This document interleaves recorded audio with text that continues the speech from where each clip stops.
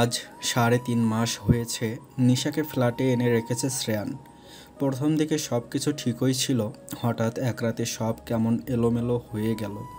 এলোমেলো হয়ে গেল তার জীবন, আর এলোমেলো হয়ে গেল নিষ্পাপ নিশার জীবন। আচ্ছা, নিশা কি সুস্থ হলে তাকে কখনো ক্ষমা করতে পারবে? এসব ভাবতে ভাবতে হঠাৎ আরজিনা খালার ডাক কর্ণকুহরে আসায় ভাবনার রেশ কাটে। তারপর যা শুনতে পেল, শ্রেয়ান বাবা, নিশা মামুনিকে কোথাও খুঁজে পাচ্ছি না। সারা ফ্ল্যাট খুঁজে দেখেছো তো খালা? কোথায় গেল মেয়েটা একা একা? জানি না বাবা, সব ঘর তন্ন তন্ন করে খুঁজেছি, কিন্তু কোথাও পাইনি। কাল যে শপিং ব্যাগটা এনেছিলে সেটা দেখলাম ফ্লোরে পড়ে আছে, ভেতরের জিনিসটা নেই। ও শিট, আমারই ভুল হয়েছে। ওর উপর কড়া নজর রাখা উচিত ছিল। আমি পুরো বিল্ডিংটা খুঁজছি, তুমি এখানে থাকো। এরপর শ্রেয়ান হন্তদন্ত হয়ে পুরো বিল্ডিং খোঁজে, কিন্তু কোথাও নিশার দেখা মেলে না। তারপর বিল্ডিংয়ের আশেপাশে নিশাকে খোঁজা শুরু করে। তারপর খুঁজতে খুঁজতে কিছু দূরে একটা খেলার মাঠে চলে আসে। খেলার মাঠে আসার পরই তার কানে বেজে ওঠে নিষ্পাপ মেয়েটির হাসির শব্দ ও হাতে তালি দেওয়ার শব্দ। দ্রুততার সাথে শব্দ লক্ষ্য করে তাকিয়ে দেখে নিশা হাত তালি দিচ্ছে আর সমান তালে লাফাচ্ছে। শ্রেয়ান দ্রুত নিশার কাছে চলে যায় আর নিশাকে জড়িয়ে ধরে সারা মুখে পাগলের মতো চুমু খেতে থাকে। তারপর কিছুক্ষণ পর নিশার শব্দ কানে আসতেই থেমে যায় আর বলে, তুমি একা একা এখানে কেন এসেছো? আমাকে বলতে পারতে, আমি নিয়ে আসতাম। কেন এসেছো তুমি? একে তো তুমি অসুস্থ, তার উপর আমাকে চিন্তায় ফেলতে ভালো লাগে তোমার? হ্যাঁ ভালো লাগে। কি হলো, উত্তর দিচ্ছ না কেন? বন্ধু বন্ধু, দেখো না ওরা কত সুন্দর খেলা করছে। আমারও খেলতে ইচ্ছে করছে, আমিও খেলবো। শ্রেয়ান বুঝল এতক্ষণ নিশা তার কথা কিছুই শোনেনি। শ্রেয়ান আবার নিশাকে জড়িয়ে ধরে বলল, খেলবো তো, আমরাও খেলবো। আমি খেলবো, তুমি খেলবে, আর সাথে আমাদের ছোট্ট বাবুও খেলবে। সত্যি বাবু খেলবে আমাদের সাথে? খেলবে, কিন্তু তার আগে তো তোমার আর আমার বাবুর যত্ন নিতে হবে। তা না হলে বাবু খেলবে কি করে? যত্ন নিব তো, আমি বাবুর অনেক যত্ন নিব। তাহলে এখন বাড়ি চলো, আর আমাকে কথা দাও আর কখনো বাড়ির বাইরে আসবে না এভাবে। কথা দাও, এবার থেকে আসার ইচ্ছে করলে আমাকে বলবে। আমি তো একা আসিনি বন্ধু, আমাকে তো রূপা নিয়ে আসলো, বললো অনেক মজা হবে, বললো তুমি বোঝার আগে আমাকে বাড়ি নিয়ে যাবে। কিন্তু রূপা যে কোথায় গেল। শ্রেয়ান নিশার হাতটা মাথা থেকে নামিয়ে ধরে বলল, এখন বাড়ি চলো, আমার কথা আর কখনো অমান্য করবে না, নাহলে বাবু খুব রাগ করবে আর তোমার সাথে কথা বলবে না, বুঝেছো? নিশা হ্যাবদক মাথা নাড়ায়। তারপর তারা দুজন গন্তব্যের দিকে হাঁটা ধরে।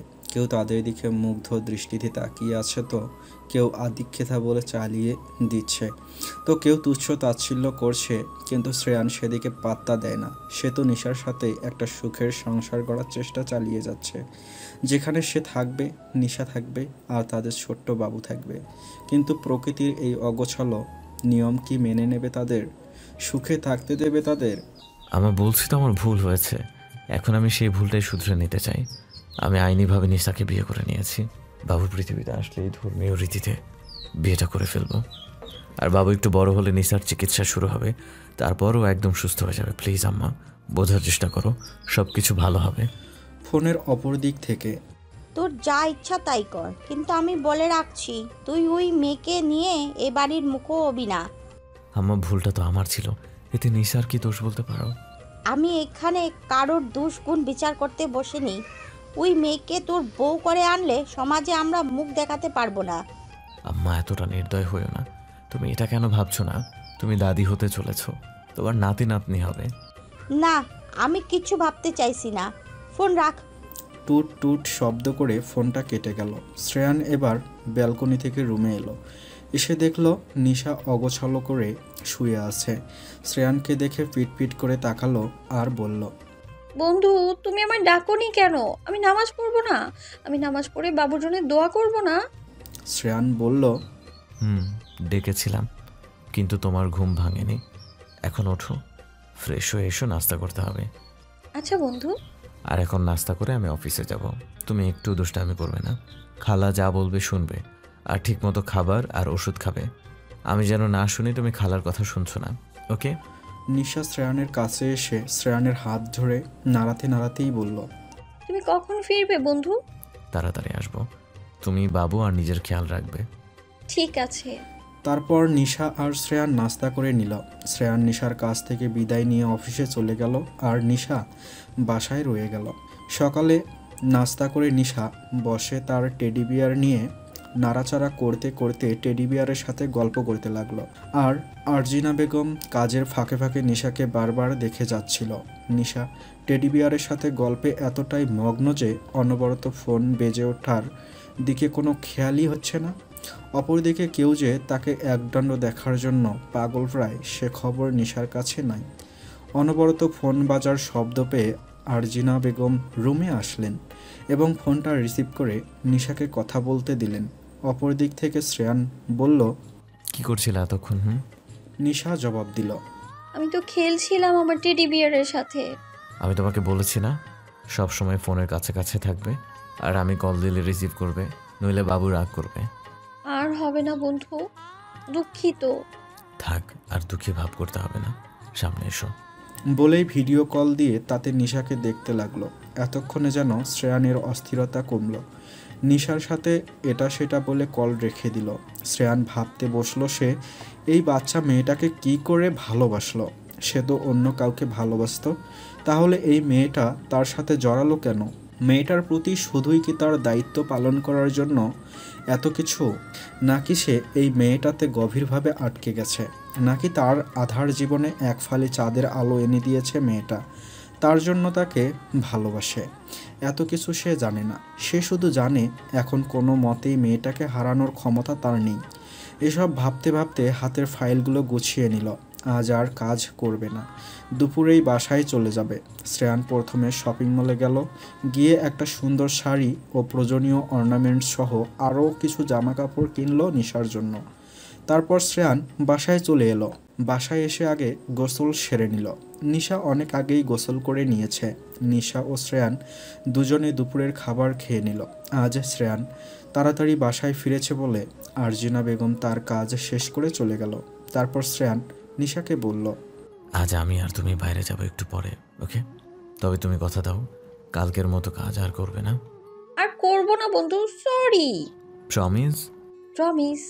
তাহলে এখন তুমি রুমে গিয়ে টেডি নিয়ে খেলা করো, আর আমার একটু কাজ আছে, কাজ শেষ করে আমরা বিকেলের দিকে রওনা দিব। এখন শ্রেয়ান মূলত ইউটিউব থেকে শাড়ি পরানো দেখছে। শাড়ি পরানো মোটামুটি অনেকগুলোই দেখা শেষ। নিশাকে সে এর আগে বেশ কয়েকবার সাজিয়ে দিয়েছে, তাই সে সাজাতে পারে। এর মধ্যে নিশা রুম থেকে এসে বলল, দেখো বন্ধু, দেখো তো আমাকে কেমন লাগছে দেখতে। নিশা একটা শর্ট ফ্রক ও জিন্স পরেছে, সাথে তার অপক্ষ হাতে সেজেছে। শ্রেয়ান বলল, তুমি রেডি হয়ে চলে এসেছো? আমি তো ভাবলাম আজ তোমাকে শাড়ি পরিয়ে রেডি করে দেব। ও আমাকে তো বলনি তুমি। আচ্ছা চলো, এখন শাড়ি পরিয়ে দিচ্ছি। ঠিক আছে, কিন্তু আমার তো শাড়ি নেই, কি করে পরবো তাহলে? আমি জানি তোমার শাড়ি নেই, তাই তো কিনে এনেছে আসার সময়। তারপর শ্রেয়ান নিশাকে রুমে এনে ওয়াশরুম থেকে ব্লাউজ ও পেটিকোট পরে মুখ ধুয়ে আসতে বলল।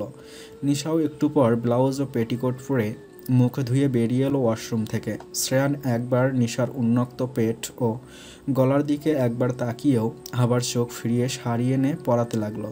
খুব সুন্দর করে কুচি করে পেটের কাছে গুজে দিয়ে পেটে একটা চুমু খেলো। তারপর আঁচলটা ঠিক করে সেফটি পিন লাগিয়ে দিল, মুখে সামান্য প্রসাধনী লাগিয়ে দিল, আর চুলগুলো খুব সুন্দর করে সামনে থেকে ক্লিপ দিয়ে এঁটে পিছনে ছেড়ে দিল। তারপর নিশাকে আয়নার সামনে দাঁড় করিয়ে নিজেও নিশার পেছনে ঘনিষ্ঠ হয়ে দাঁড়ালো আর মনে মনে বলল, না, খুব সুন্দর লাগছে আমাদের একসাথে। আর নিশা, সে তো নিজেকে আয়নায় খুঁটিয়ে খুঁটিয়ে দেখতে লাগলো। মুখে তার এক চিলতে হাসি ফুটে উঠল। নিশা আঁচল নাড়াচাড়া করতে লাগলো। এর মধ্যে শ্রেয়ানও রেডি হয়ে নিল। তারপর তারা দুজনে একসাথে ফ্ল্যাট থেকে বের হয়ে গেল। সন্ধ্যার একটু আগেই তারা বাসায় ফিরে এলো। শ্রেয়ান রাতের জন্য বাইরে থেকে খাবার কিনে নিয়ে আসলো। আর নিশা তো আজ ভীষণ খুশি। কত জায়গায় ঘুরেছে আজ সে, আইসক্রিম খেয়েছে, আরও কত কি খেয়েছে সে আজ। এখনও সে শাড়ির আঁচল নিয়ে নাড়াচড়া করছে আর এক রুম থেকে আরেক রুম থেকে হল রুম ঘোরাঘুরি করছে। শ্রেয়ান তাকে একবার দেখে নিজে রুমে গিয়ে ফ্রেশ হয়ে আসলো। তারপর নিশার কাছে এসে তাকেও রুমে নিয়ে গিয়ে শাড়ি খুলে দিয়ে টি শার্ট ও ট্রাউজার দিয়ে ওয়াশরুমে পাঠালো। একটু পরেই নিশা ওয়াশরুম থেকে বের হয়ে আসলো। বন্ধু, আমার না খুব ঘুম পাচ্ছে। দেখো, এই যে দেখো দেখো, চোখ দুটো একদম ছোট ছোট হয়ে বন্ধ হয়ে আসছে, খুলে রাখতেই পারছি না। দেখো দেখো। নিজের চোখ দুটো দেখিয়ে বলল নিশা। শ্রেয়ান কিছু বলল না। নিশার কাছে গিয়ে নিশাকে কোলে তুলে বেলকুনিতে নিয়ে গেল। তারপর দোলনায় বসে নিশাকে কোলের ওপর বসিয়ে দু হাত দিয়ে আগলে রেখে বলল। এবার ঘুমাও। নিশা আর কিছু বলল না। সে তার ঘুমে মনোযোগ দিল। কিছুক্ষণের মধ্যে ঘুমিয়ে গেল ও। শ্রেয়ান খুব মনোযোগ দিয়ে নিশাকে দেখছে আর ভাবছে কি হতো যদি মেয়েটা আরও আগে তার জীবনে আসতো। তাহলে তার জীবনে কালো অধ্যায়টা আসতো না। তাহলে ক্ষণিকের জন্য হলেও তার জীবনে আধারে ছেয়ে যেত না। কিন্তু না, তার জীবনে কালো আধার আসলো, আর আধারে তাকে আলোকিত করতে চাঁদ হয়ে আসলো এই বাচ্চা মেয়েটা।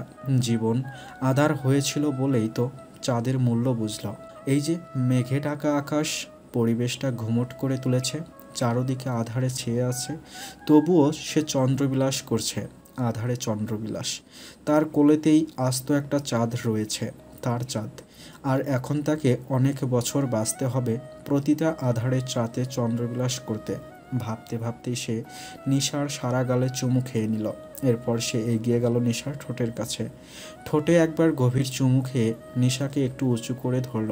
তারপর মুখটা নিশার পেটের কাছে নিয়ে কথা বলতে লাগলো। বাবুটা কি রাগ করেছে? বাবাই বাবুর আম্মুকে আদর করে দিল, কিন্তু বাবুকে আদর করলো না। থাক, আর রাগ করতে হবে না। তারপর নিশার টি শার্ট একটু সরিয়ে পেটেও চুমু খেয়ে নিল। তারপর আবার বলল, এবার বাবুর রাগ কমেছে? ও, কমে গেছে। আমি জানতাম বাবুর রাগ কমে যাবে। এভাবেই আরও কত কি বলতে লাগলো। তারপর 9:30টার দিকে শ্রেয়ান নিশাকে ডেকে তুলে দুজনে একসাথে এশার নামাজ পড়ে নিল। তারপর দুজনে একসাথে রাতের খাবার গরম করে খেয়ে নিল। তারপর নিশাকে নিয়ে বেডে গিয়ে দুজনে শুয়ে পড়ল। নিশা এবার আর তাড়াতাড়ি ঘুমালো না, নানা গল্প জুড়ে দিল শ্রেয়ানের সাথে।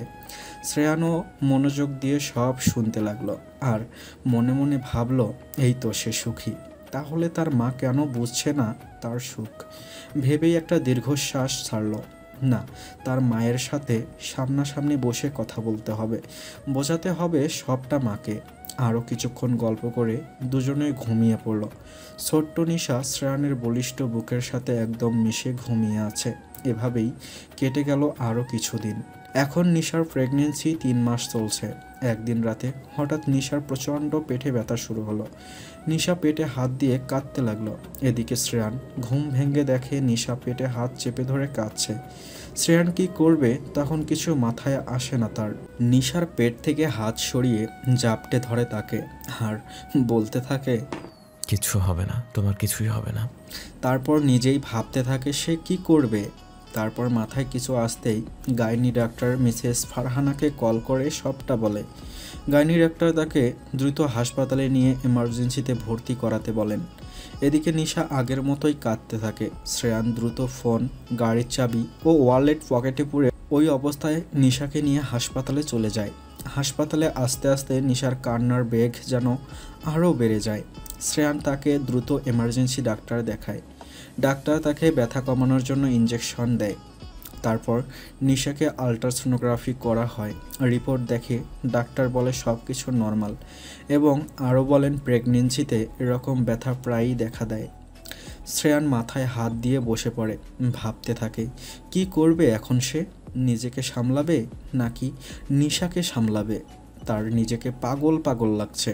বাচ্চাটা রাখতে গেলে নিশার কোনো ক্ষতি হয়ে যাবে না তো? দিক বিদিক শূন্য লাগছে তার। সে কি বাচ্চা মেয়েটার সাথে অনেক বড় অন্যায় করে ফেলল?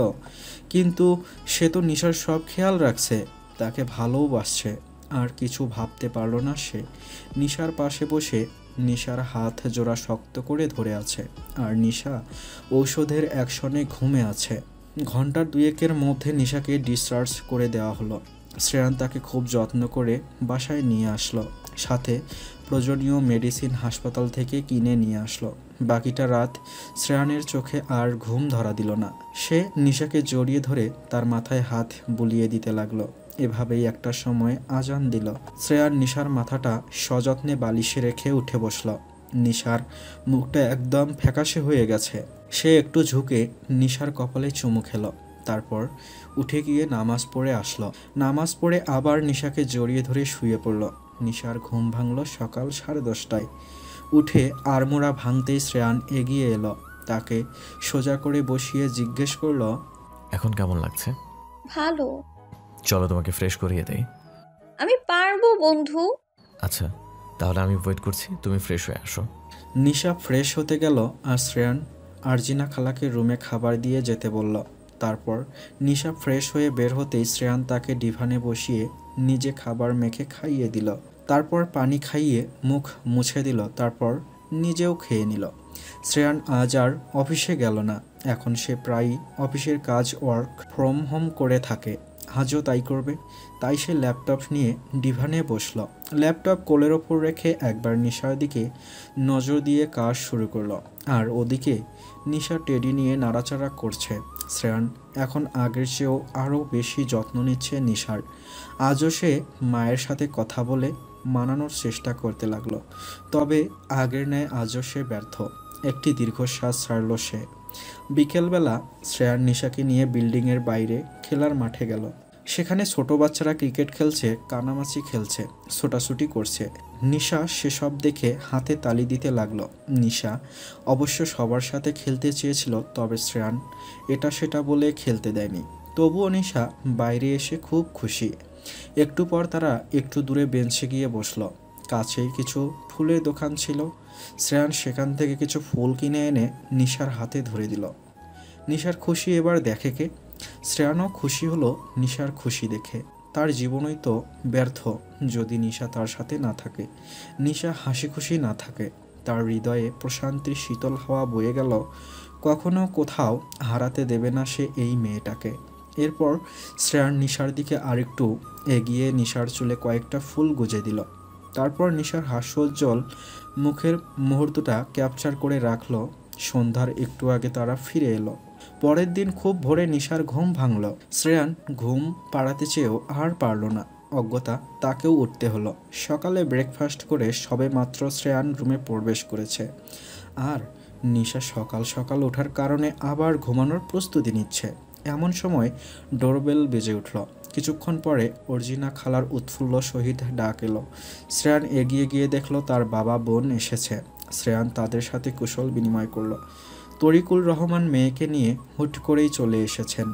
শ্রেয়ানের বাবা তরিকুল রহমান নিশাকে দেখতে চাইলেন, তাই শ্রেয়ান রুমে ফিরে এলো। সে জানে নিশাকে নিয়ে তার বাবার কোনো আপত্তি নেই, শুধু বেঁকে বসে আছে তার মা। শ্রেয়ান রুমে এসে দেখল নিশা আগের জায়গাতেই শুয়ে মুড়ামুড়ি করছে। তাকে দেখে একবার জিজ্ঞেস করলো, কে এসেছে বন্ধু? চলো তোমাকে দেখাচ্ছি কে এসেছে। আচ্ছা। শ্রেয়ান কাভার থেকে একটা ওড়না নিয়ে সুন্দর করে নিশার মাথায় পেঁচিয়ে দিল। তারপর তাকে হাত ধরে ড্রয়িং রুমে নিয়ে গেল। তার বাবা ও বোনকে দেখিয়ে তাদের সাথে কুশল বিনিময় করতে বলল। নিশাও তাই করলো। তারপর শ্রেয়ানের টি শার্ট পেছন দিক থেকে খামচে ধরে দাঁড়িয়ে রইল। তরিকুল রহমান এগিয়ে আসতে নিলেই নিশা পিছিয়ে যায়। তা দেখে তরিকুল রহমান বললেন, বাবাকে কি পছন্দ হয়নি নাকি? বাবার কাছে আসবে না? বাবা? কিন্তু আমার তো বাবা নেই, আমার তো দাদুমণি আছে। বলেই শ্রেয়ানের দিকে তাকালো। তা দেখে শ্রেয়ান নিশাকে ইশারায় তার বাবার কাছে যেতে বলল। তরিকুল রহমান নিশার থুতনি ধরে বললেন, মাশাল্লাহ, আমার মামুনি তো অনেক সুন্দর দেখতে। তার নাম কি তোমার? নিশা বুড়ি। ও, আজ থেকে আমি তোমার বাবা। আমাকে তুমি বাবা বলে ডাকবে, ঠিক আছে? নিশা তার শ্বশুর ও ননদকে হাতের ইশারায় দেখিয়ে শ্রেয়ানকে বলল। ওটা বাবা, তাহলে ওটা আপু, তাহলে তুমি? শ্রেয়ান নিশার মনোভাব কি বুঝলো জানি না। সে নিশাকে থামিয়ে দিয়ে তার বাবা বোনকে দেখিয়ে বলল, ওটা তোমার শ্বশুর আর ওইটা তোমার ননদ, আর আমি তোমার বর, ঠিক আছে? আচ্ছা। নিশার সহজ স্বীকারোক্তি। এদিকে শ্রেয়ানের বোন সায়ন্তিনী ও নিশার সাথে ভাব জমিয়ে ফেলেছে। তারা এটা সেটা নিয়ে কথা বলছে আর দুজনেই হেসে গড়িয়ে পড়ছে। কথায় কথায় নিশা তার বাবুর গল্প দিতে লাগলো। তার বাবু আসলে কি করবে, কিভাবে খেলবে তার সাথে, কিভাবে তাকে দেখে রাখবে, আর কত কি। সায়ন্তিনী মুগ্ধ হয়ে গেল নিশার কথা শুনে। একটা অসুস্থ মাও কেমন ভালোবাসতে পারে তার সন্তানকে, কিন্তু তার মাই বুঝলো না মেয়েটাকে। কতটা উৎফুল্ল লাগছে নিশাকে, যেন ছোট্ট একটা পরী মা হতে চলেছে। প্রেগনেন্ট হওয়ার নিশা আরও গুলমুলু হয়ে গেছে। দেখলেই সায়ন্তিনীর আদর করতে ইচ্ছা করছে, পাছে আবার তার ভাই কি না কি বলে, তাই জন্য সে পারছে না, নিজেকে গুটিয়ে রেখেছে। আর অপরদিকে বাবা ছেলে কথা বলতে লাগলো। আমি বলছি কি, কাল থেকে তো রোজা শুরু, তো তুমি বৌমাকে নিয়ে আমাদের সাথে বাড়ি চলো। দেখো বাড়িটা তো আমার, সেখানে আমার সব ছেলে মেয়ে, ছেলের বউয়ের সমান অধিকার আছে। কে কি বললো তাতে কি এসে যায়? চল না শ্রেয়ান, আমাদের সাথে বাড়ি চল, না করিস না। দেখো বাবা, এটা হয় না। বাড়িটা তোমার হলেও সংসারটা মায়ের। আমি চাই না নিসার জন্য কারো অসুবিধা হোক। তোমরা এখানে এসেছো, কিছুদিন থেকে যেও। সায়ন্তনীর সঙ্গে সময় কাটাতে পারবে নিসা। নিসা খুশি হবে ওকে দেখে। সেটাই সমস্যা, ছেলে মেয়ে বিয়ে হয়ে গেছে, এখন কেন তার মায়ের সংসারে হাল ধরতে হবে বুঝি না। বড় বৌমাকেও একটু শান্তি দেয় না কোনো সময়। আরও হয়েছে মেয়ে, সব মিলিয়ে দু চোখের কাট আসে।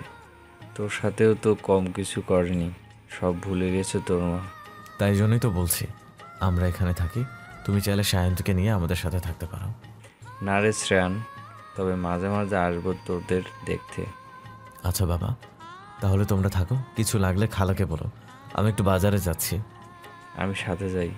না বাবা, এত গরমে তুমি অসুস্থ হয়ে পড়বে। আচ্ছা যা তাহলে। শ্রেয়ান তারপর নিশাকে বলে বাজারের ব্যাগটা হাতে নিয়ে বেরিয়ে পড়ল।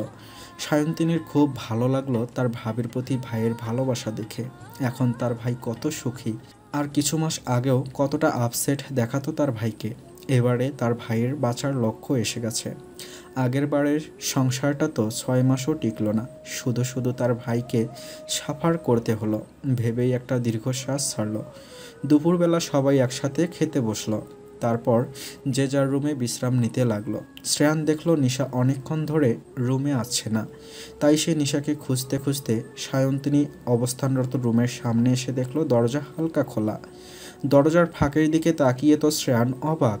নিশা তার শর্ট ফ্রক উঁচু করে পেট বের করে দাঁড়িয়ে আছে সায়ন্তিনীর সামনে, আর সায়ন্তিনী নিশার পেটের দিকে তাকিয়ে আছে। শ্রেয়ান এমন দৃশ্য দেখে ভ্যাবাচেকা খেয়ে গেল। তার নিজের বউ পেট বের করে দাঁড়িয়ে আর তার বোন তাকিয়ে তাকিয়ে দেখছে। সে কাকে কি বলবে ভেবে পেল না। তারপর কি করবে ভেবে দরজা থেকে একটু দূরে গিয়ে সেখান থেকে নিশাকে ডাকতে ডাকতে দরজার দিকে এগিয়ে গেল। ততক্ষণে নিশা শ্রেয়ানের ডাক শুনে জামা ছেড়ে দিয়ে শ্রেয়ানের সামনে এগিয়ে এলো। তারপর বলল, কি হয়েছে বন্ধু? কিছু না, তুমি রুমে চলো। আচ্ছা। এদিকে সায়ন্তিনী ভয়ে কাবু হয়ে গেল। তার ভাই আবার দেখে ফেললো না তো সবটা? কোন কুক্ষণে সে নিশার কথা শুনলো তা ভেবে এখন সে নিজেই নিজের কপাল চাপড়াতে লাগলো।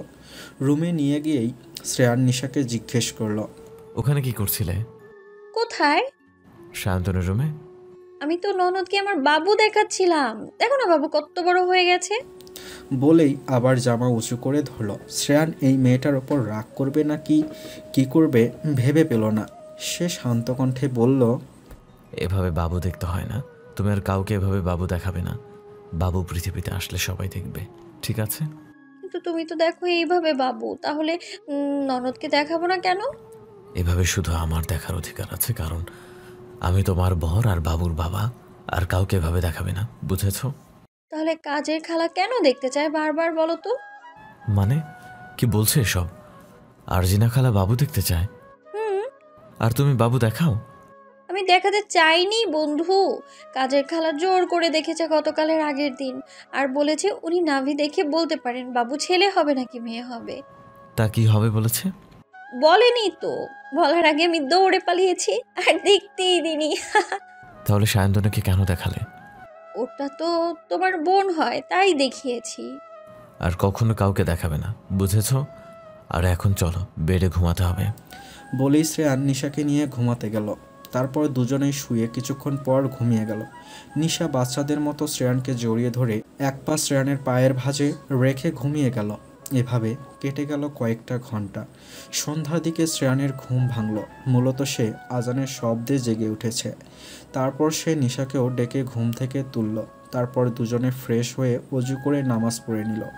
বর্তমানে শ্রেয়ান কিচেনে নাস্তা বানাচ্ছে। আজকাল অর্জিনা খালাও কাজে ফাঁকি দিচ্ছে বড্ড। আর নিশা টিভির সামনে সোফায় বসে ঝিমাচ্ছে। তার এখনও ঘুমের রেশ রয়ে গেছে। তার পাশেই সায়ন্তিনী বসে ফোন চাপছে আর বারবার আর চোখে তার ভাইয়ের দিকে তাকাচ্ছে। অন্য সময় হলে সে ভাইকে সাহায্য করতে ঝাঁপিয়ে পড়ত কিচেনে, কিন্তু দুপুরের ঘটনার পর আর ভাইয়ের কাছে ঘেঁষতে চাচ্ছে না। না জানি কোন সূত্রে কি বলে বসে। রাতে শ্রেয়ান আর তার বাবা একসাথে মসজিদে তারাবির সালাত আদায় করতে গেল। আর বাড়িতে নিশা তার ননদের সহায়তায় সালাত আদায় করে নিল। কিন্তু তার রোজার পালনে শ্রেয়ান কঠোরভাবে নিষেধাজ্ঞা জারি করেছে। নিশা অবশ্য সেটা নিয়ে আর অত মাথা ঘামায়নি। আজকাল সে কেমন যেন কিছুই ভালো খেতে পারছে না। তার মনে হচ্ছে শ্রেয়ান সব পচা ও তিতো খাবার তাকেই দিচ্ছে। এটা নিয়ে তার মুড খারাপ। শ্রেয়ান ডাক্তারের সাথে কথা বলে জেনেছে এটা নর্মাল। তবুও সে নিশাকে ঠিকমতো খাবার খাওয়ানোর চেষ্টা করছে। রাতে সবার সাথে খাবার খেয়ে নিশা ঘুমিয়ে পড়ল। শেহরিতে সে আর উঠল না। আজানের কিছুক্ষণ পরে উঠে নামাজ পড়ে আবার ঘুমিয়ে পড়ল। কিন্তু শ্রেয়ান আর ঘুমালো না। সে নিশার মাথায় হাতে বুলিয়ে দিতে লাগলো। প্রতিদিন ইফতার, সেহরি আর দিনের বেলা নিশাকে খাবার খাওয়ানো, এভাবেই কেটে গেল 30টা দিন। নিশার শ্বশুর ও ননদ রোজার মাঝামাঝি বাড়িতে চলে গেছেন। নিশা আবার সেই একা হয়ে গেল। নিশার শ্বশুরমশাই অবশ্য তাদের গ্রামের বাড়িতে যাওয়ার জন্য অনেক জোরাজুরি করেছেন, তবে শ্রেয়ার না করে দিয়েছে। আজকে ঈদ, তাই নিশা সকাল থেকে জামাকাপড় এলোমেলো করে ফেলছে কখন সে সাজবে। শ্রেয়ান সকাল সকাল সকল রান্না শেষ করে নিশাকে রেডি করিয়ে পাশের ফ্ল্যাটে রেখে ঈদের নামাজ পড়তে গেল। তারপর ফিরে এসে নিশাকে নিয়ে ঘুরতে বের হলো। নিশা তো বেজায় খুশি। চারদিকে কত মানুষ! ঢাকা শহরের অলিগলি, পার্কে, রাস্তায়, রেস্টুরেন্টে মানুষ গিজগিজ করছে। নিশা এত মানুষ বোধহয় কখনো দেখেনি। পারলে সে নেচে নিত, কিন্তু নাচতে গেলে বাবুর কষ্ট হবে বলে আর সেটা করলো না। নিশার হাসি খুশি মুখটা দেখে শ্রেয়ান মুগ্ধ। কত সুন্দর করে হাসে এই মেয়েটা। এই মেয়েটার মধ্যে অসুন্দরের একটা কণাও নেই। তবুও মানুষ এই অবুঝ মেয়েটার ত্রুটি খুঁজতে মরিয়া। মানুষ কতটা নিম্ন মস্তিষ্কের হলে এই অবুঝ মেয়েটাকে হিংসা করতে পারে তা ভেবে পায় না শ্রেয়ান। এসব কথা ভাবতে ভাবতে রেস্টুরেন্টে দেখা হয়ে গেল তার সেই কালো অতীতের সাথে। তবে সে চাঁদের হাত ছাড়ল না। চাঁদের হাত ছাড়লে না জানি কখন আবার তাকে আধারে জেঁকে বসে। তাই তো সে চাঁদকে নিয়ে আধারের মুখোমুখি হলো। High mister Shreyan Ahmed. Hello Mrs Rahman, কেমন আছেন? ভালো। আপনি কেমন আছেন আপনার এই ওয়াইফ নামক পাগলকে নিয়ে? নিশার দিকে ইশারা করে বলল জুই। মুখের ভাষা সংযত করুন মিসেস রহমান। আপনি তো নিম্নমানের মানসিক রোগী, যার কোনো নামই নাই। ফার্দার কাউকে অপমান করার ইচ্ছা পোষণ করার আগে নিজের দিকটাকে ভেবে নেবেন, নইলে দেখা যাবে কেঁচো খুঁজতে গিয়ে কেউটে বেরিয়ে আসবে। আর রইল বাকি আমার পাগলি ওয়াইফের কথা। সে আর যাই হোক আপনার মতো লোভী, রেকিস না, বিশ্বাসঘাতক না। সে অল্পতেই খুশি, সাথে আমিও তাকে পেয়ে খুশি। এখন আমরা হ্যাপি আছি দেখে আবার জ্বলে যাবেন না, কিন্তু পুরে ছাই হতে সময় লাগবে না। নিশার কাঁধ জড়িয়ে ধরে দাঁতে দাঁত চেপে কথাগুলো বলল শ্রেয়ান। জুই রাগে ফোঁস করতে লাগলো। শ্রেয়ান তাকে এই পাগল মেয়েটার জন্য এমনভাবে অপমান করলো। সে কিছুতেই মেনে নিতে পারছে না এটা। এই জায়গায় তো তার থাকার কথা ছিল। এখন তার আফসোস হচ্ছে কেন সে শ্রেয়ানকে ছেড়ে মিস্টার রহমানের সাথে বিয়ে করলো। সে ভাবছে কেন জানালো না শ্রেয়ান তাকে যে সে নিজেও একটা বিজনেস শুরু করেছে আর তাতে প্রফিট বাড়ছে। তাহলে তো আর সে তাকে ছেড়ে আসতো না। একদিকে এত কিছুর মাঝে নিশা ভ্যাবলাকান্তের মতো চেয়ে আছে শ্রেয়ান ও জুয়ের দিকে। সে এত কথার আগামাথা কিছুই বোঝেনি। শ্রেয়ান তাকে পূর্বের ন্যায় বসিয়ে দিয়ে আবার খাবার খাইয়ে দিতে লাগলো। তা দেখে জুই আরও ক্ষেপে গেল। রাগে কিছু বলতে যাবে তার আগেই শ্রেয়ান বলে উঠল, তো মিসেস রহমান, অন্য একদিন আলাপ হবে, আপনি এখন আসতে পারেন।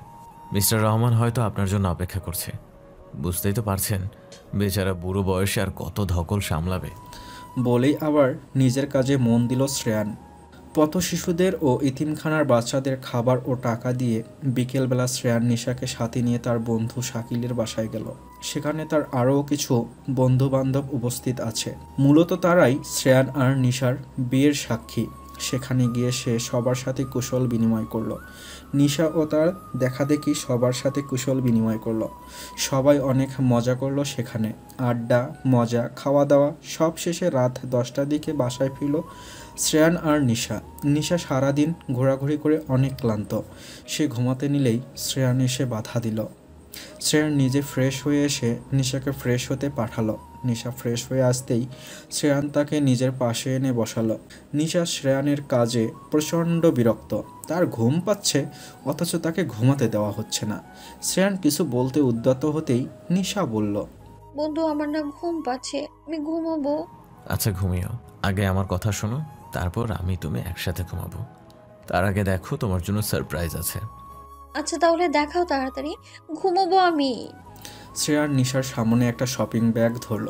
নিশা হাত বাড়াতেই শ্রেয়ান সেটা পিছিয়ে দিয়ে বলল, আগে আমার কিছু কথার উত্তর দাও, তারপরে পাবে ব্যাগটা। কাল দিয়ে উত্তর? না। আচ্ছা। নিশা তুমি আমাকে ঠিক কতটা ভালোবাসো? নিশা হাতটা প্রসারিত করে বলল, এতটা? এবার দাও, আমার ব্যাগটা দাও। তুমি কি শপিং ব্যাগটা নেয়ার জন্য আমাকে এত ভালোবাসো তাই বলছো? না, ঠিক যতটা ভালোবাসলে তুমি আমাকে ওটা দিয়ে দেবে, তার থেকেও তোমাকে আমি এত বেশি ভালোবাসি। ও আচ্ছা, তা তুমি আমার কাছে কি চাও জীবনে? ওই ব্যাগটা। নিশার সরল উত্তর। শ্রেয়ানের নিশার উত্তর ঠিক পছন্দ হলো না। আচ্ছা নিশা, তুমি যদি কখনো তোমার দাদুমণিকে খুঁজে পাও তাহলে আমাকে ভুলে যাবে, মানে আমাকে ছেড়ে চলে যাবে?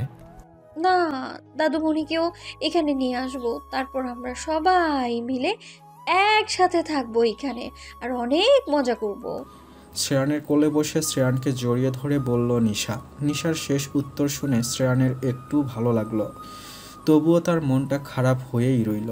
শ্রেয়ান নিশাকে ব্যাগটা দিয়ে দিল। নিশা ব্যাগটা খুলে দেখল ব্যাগে একটা লাল শাড়ি আর সাথে প্রয়োজনীয় অর্নামেন্টস। উপহার পেয়ে নিশা কতটা খুশি তা বোঝা গেল না। সে গভীর চিন্তায় মগ্ন। তার চিন্তায় বাধা দিয়ে শ্রেয়ান তাকে শুইয়ে দিয়ে নিজেও তার পাশে শুয়ে পড়ল। অনেকক্ষণ ধরে শুয়ে থাকার পর নিশা দেখল আজ শ্রেয়ান তাকে জড়িয়ে ধরেনি আর শ্রেয়ানের মন খারাপ। তাই সে শ্রেয়ানের দিকে এগিয়ে গিয়ে নিচু স্বরে বলল, বন্ধু, তোমার কি মন খারাপ? আজ আমি তোমাকে কোনো উপহার দেইনি বলে? শ্রেয়ানের বোধহয় কথাটা ভালো লাগলো। নিশা তার মন খারাপ নিয়ে ভেবেছে। সাথে সাথে শ্রেয়ান নিশাকে শক্ত করে জড়িয়ে নিল নিজের সাথে। নিশার পুরো গালে কয়েকটা ছোট আদর দিতে ভুলল না। তার এই চওড়া বক্ষস্থল যে নিশার অনুপস্থিতিতে খা খা করে। সেটা কি নিশা বোঝে? হয়তো বোঝে না। এভাবেই কেটে গেল আরও কয়েক মাস। নিশার প্রেগনেন্সির এখন 7 মাস। নিশার পেটটা এখন বড় আকার ধারণ করেছে। দেখলেই বোঝা যাবে যে ভেতরে বাচ্চাটা বেশ আরাম আয়েশে দিন কাটাচ্ছে। তবে নিশার দিনগুলো এখন আর ভালো কাটছে না। ঠিকমতো কিছুই খেতে পারে না, খেতে দেরি, তবে উগলে দিতে দেরি নেই। আর দিন শেষে শ্রেয়ান বুকে নিজের জায়গা করে নেয়। তবে শ্রেয়ানের একটা জিনিস খুব ভালো লেগেছে, বাচ্চাটা প্রায় সময় তার উপস্থিতি জানান দেয়। তখন নিশার খানিকটা কষ্ট হলেও দুজন যখন একসাথে বেবিকে অনুভব করে তখন তার নিজেকে পৃথিবীর সব থেকে সুখী মানুষ বলে মনে হয়। আরজিনা বেগম কিছু কারণে তার চাকরিটা ছেড়ে দিয়েছে, যার কারণে শ্রেয়ানের বাবা গ্রাম থেকে একটা কম বয়সী কাজের মেয়ে পাঠিয়ে দিয়েছে, যার নাম অঞ্জনা। অঞ্জনা মেয়েটা আরজিনা খালার চেয়ে একটু বেশি কর্মঠ। শ্রেয়ানের বাবার ভাষায় কম বয়সী মেয়ের ঝটপট কাজ করতে পারে। দিশা ওঠো একটু, তুমি না উঠলে বাবু রাগ করবে। উঠো, চলো আমি তোমাকে সাথে করে নিয়ে যাচ্ছি, ওয়াশরুম পর্যন্ত এগিয়ে দিচ্ছি। আমার উঠতে ইচ্ছে করছে না বন্ধু। কেন? আচ্ছা বাবু কবে আসবে? আমার না অনেক কষ্ট হচ্ছে। বেশি অসুবিধা হচ্ছে? এই দেখো না কিভাবে নড়ছে, আমার ব্যথা লাগছে তো। ঢোলা জামাটা পেটের দিক থেকে সরিয়ে নিল নিশা, বলল, বন্ধু তুমি বেবিকে তোমার পেটে রাখতে পারলে না, আমার পেটে কেন রাখলে? তুমি তো মা, বাচ্চারা জন্মের আগে মায়ের পেটে থাকতে পছন্দ করে। আমি তো বাবা, বাচ্চারা বাবার পেটে থাকতে পারে না। তাহলে তুমি মা হয়ে যেতে আর আমাকে বাবা বানিয়ে দিতে, ভালো হতো না বলো?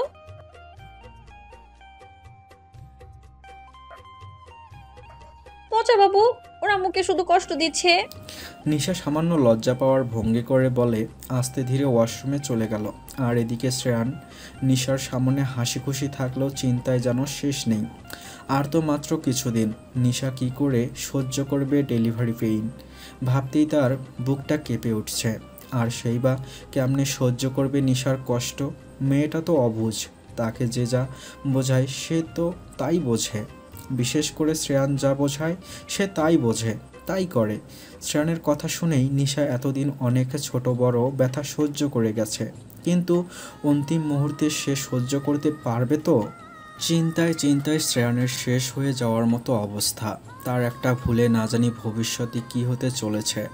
তার চিন্তা ভাবনার মাঝেই নিশা ওয়াশরুম থেকে বেরিয়ে এলো, এসে আবার বিছানায় নিজের জায়গা করে নিল। শ্রেয়ান বুঝল এ কথা শোনাবার নয়, তাই শ্রেয়ান দুজনের খাবার অঞ্জনাকে রুমে দিয়ে যেতে বলল। শ্রেয়ান নিশাকে ধরে হেডবোর্ডে হেলান দিয়ে বসিয়ে দিল, পেছনে একটা কুশন দিয়ে দিল। সে অতীব যত্ন সহকারে নিশাকে খাইয়ে দিচ্ছে, আর দরজার ফাঁক দিয়ে অঞ্জনা তাদেরকে দেখছে। শ্রেয়ান নিশাকে খাইয়ে দিয়ে পানি খাইয়ে দিল, তারপর টিস্যু পেপার দিয়ে মুখটা মুছিয়ে দিল। তারপর শ্রেয়ান নিজেও খেয়ে অঞ্জনাকে ডাক দিল প্লেটগুলো নিয়ে যাওয়ার জন্য। অঞ্জনা যেন এই ডাকেরই অপেক্ষা করছিল। কাল বিলম্ব না করে রুমে ঢুকে গেল। সে প্লেটগুলো নিয়ে বেরিয়ে আসার সময় একবার পিছু ফিরে তাকিয়ে দেখতে পেল নিশার হাসি খুশি মুখটা। অঞ্জনা কিচেনে গিয়ে ভাবতে লাগলো কিছুক্ষণ আগের মুহূর্তের দৃশ্য। সে বোধহয় নিশাকে একটু হিংসাই করে ফেলল। নিশার মতো পাগল মেয়ের রাজকপাল হলো, আর সে নাকি পোড়া কপালির মান রাখলো। তারও তো এমন হতে পারতো জীবনটা, তার জীবনও এমন রাজকুমারের মতো বর থাকতো। কিন্তু কি হলো, তার বর তাকে মেরে তালাক দিয়ে দিল। তারপর থেকেই সে অন্যের বাড়িতে কামলা খেটে খায়। এভাবে কেটে গেল আরও 20 দিন। শ্রেয়ান নিশার আরও বেশি যত্ন নিচ্ছে ইদানিং, আর এসব দৃশ্যই পরখ করতে লাগলো অঞ্জনা। তারও এমন যত্ন আদর ভালোবাসা চাই, কেউ না দিলে সে আদায় করে নেবে, নিয়েই ছাড়বে সে। এসব ভেবে অঞ্জনা একটা শয়তানি হাসি দিল। বিকালের দিকে শ্রেয়ান একটু বাইরে গেল কিছু কাজে। এটাই সুযোগ, এখনই আমাকে কিছু করতে হবে। অঞ্জনা মনে মনে কথাটা ভেবে সকল পরিকল্পনা এঁটে নিল, কিন্তু না, এখন সে কিছু করবে না। সঠিক সময়ের জন্য অপেক্ষা করবে, বাচ্চাটা পৃথিবীতে আসার অপেক্ষা করবে। ভবিষ্যতে বাচ্চাটাই হবে তার সাফল্যের চাবিকাঠি। মনে মনে ভেবে নিজের কাজে চলে গেল। শ্রেয়ান নিজের কাজ সেরে বাসায় ফিরে আসলো। রুমে এসে দেখলো নিশা বিছানায় বসে বসে হামি তুলছে।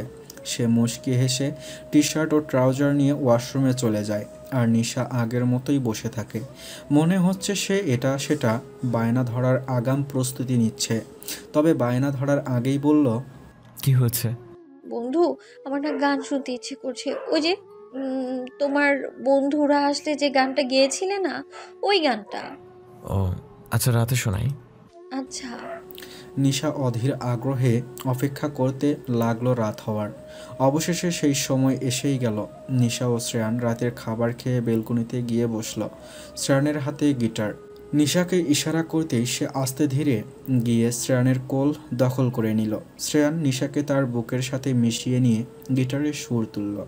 যার কথা ভেবে শিহরণ, যে আমার জীবন মরণ, এটাও জানো সে ভালোবেসে ভরে দিতে আজ এই মন। শ্রেয়ানের গান শেষ করে গিটারটা পাশে রেখে নিশাকে আরও ঘনিষ্ঠভাবে জড়িয়ে নিল তার। আর দেখল নিশা এক দৃষ্টিতে তার দিকেই তাকিয়ে আছে। পরক্ষণেই নিশা শ্রেয়ানের বাঁধন থেকে তার হাত দুটো বের করে হাতে তালি দিয়ে বলল, বাহ বন্ধু, তুমি কত সুন্দর গান শোনাতে পারো, আমিও গান শোনাবো তোমায়। একটু থেমে আবার বলল, কিন্তু আমি তো গান শোনাতে পারি না। আমি শিখিয়ে দিব। সত্যি? আহ! নিশার মৃদু চিৎকারে শ্রেয়ান অস্থির হয়ে পড়ল আর বলল, কি হয়েছে তোমার? কোথায় কষ্ট হচ্ছে বলো আমাকে। বন্ধু, বলো। বন্ধু, মেয়েটা পচা হয়ে গেছে, দেখো না আমার কেমন করে কষ্ট দিচ্ছে।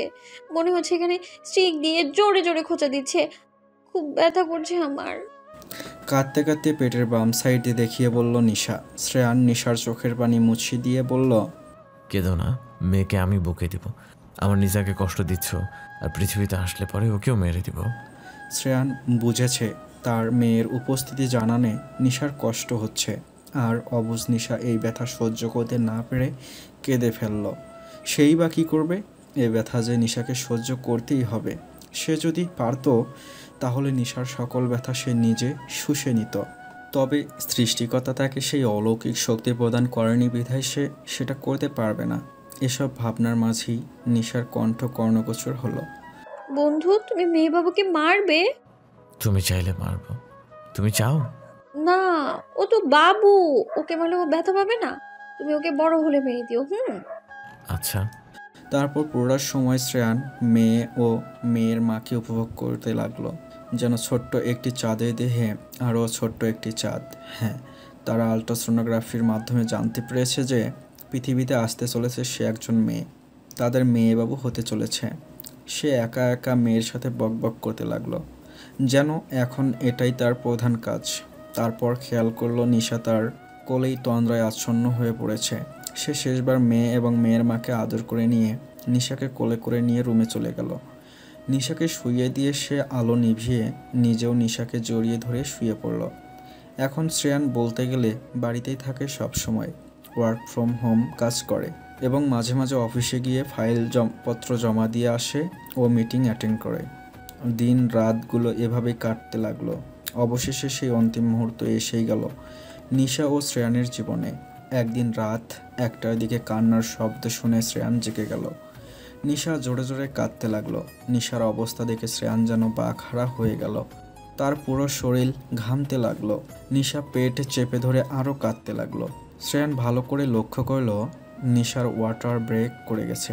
অতি দ্রুত হাসপাতালে না নিলে অবস্থা আরও খারাপ হয়ে যাবে। শ্রেয়ান তাড়াতাড়ি অ্যাম্বুলেন্সকে খবর দিল।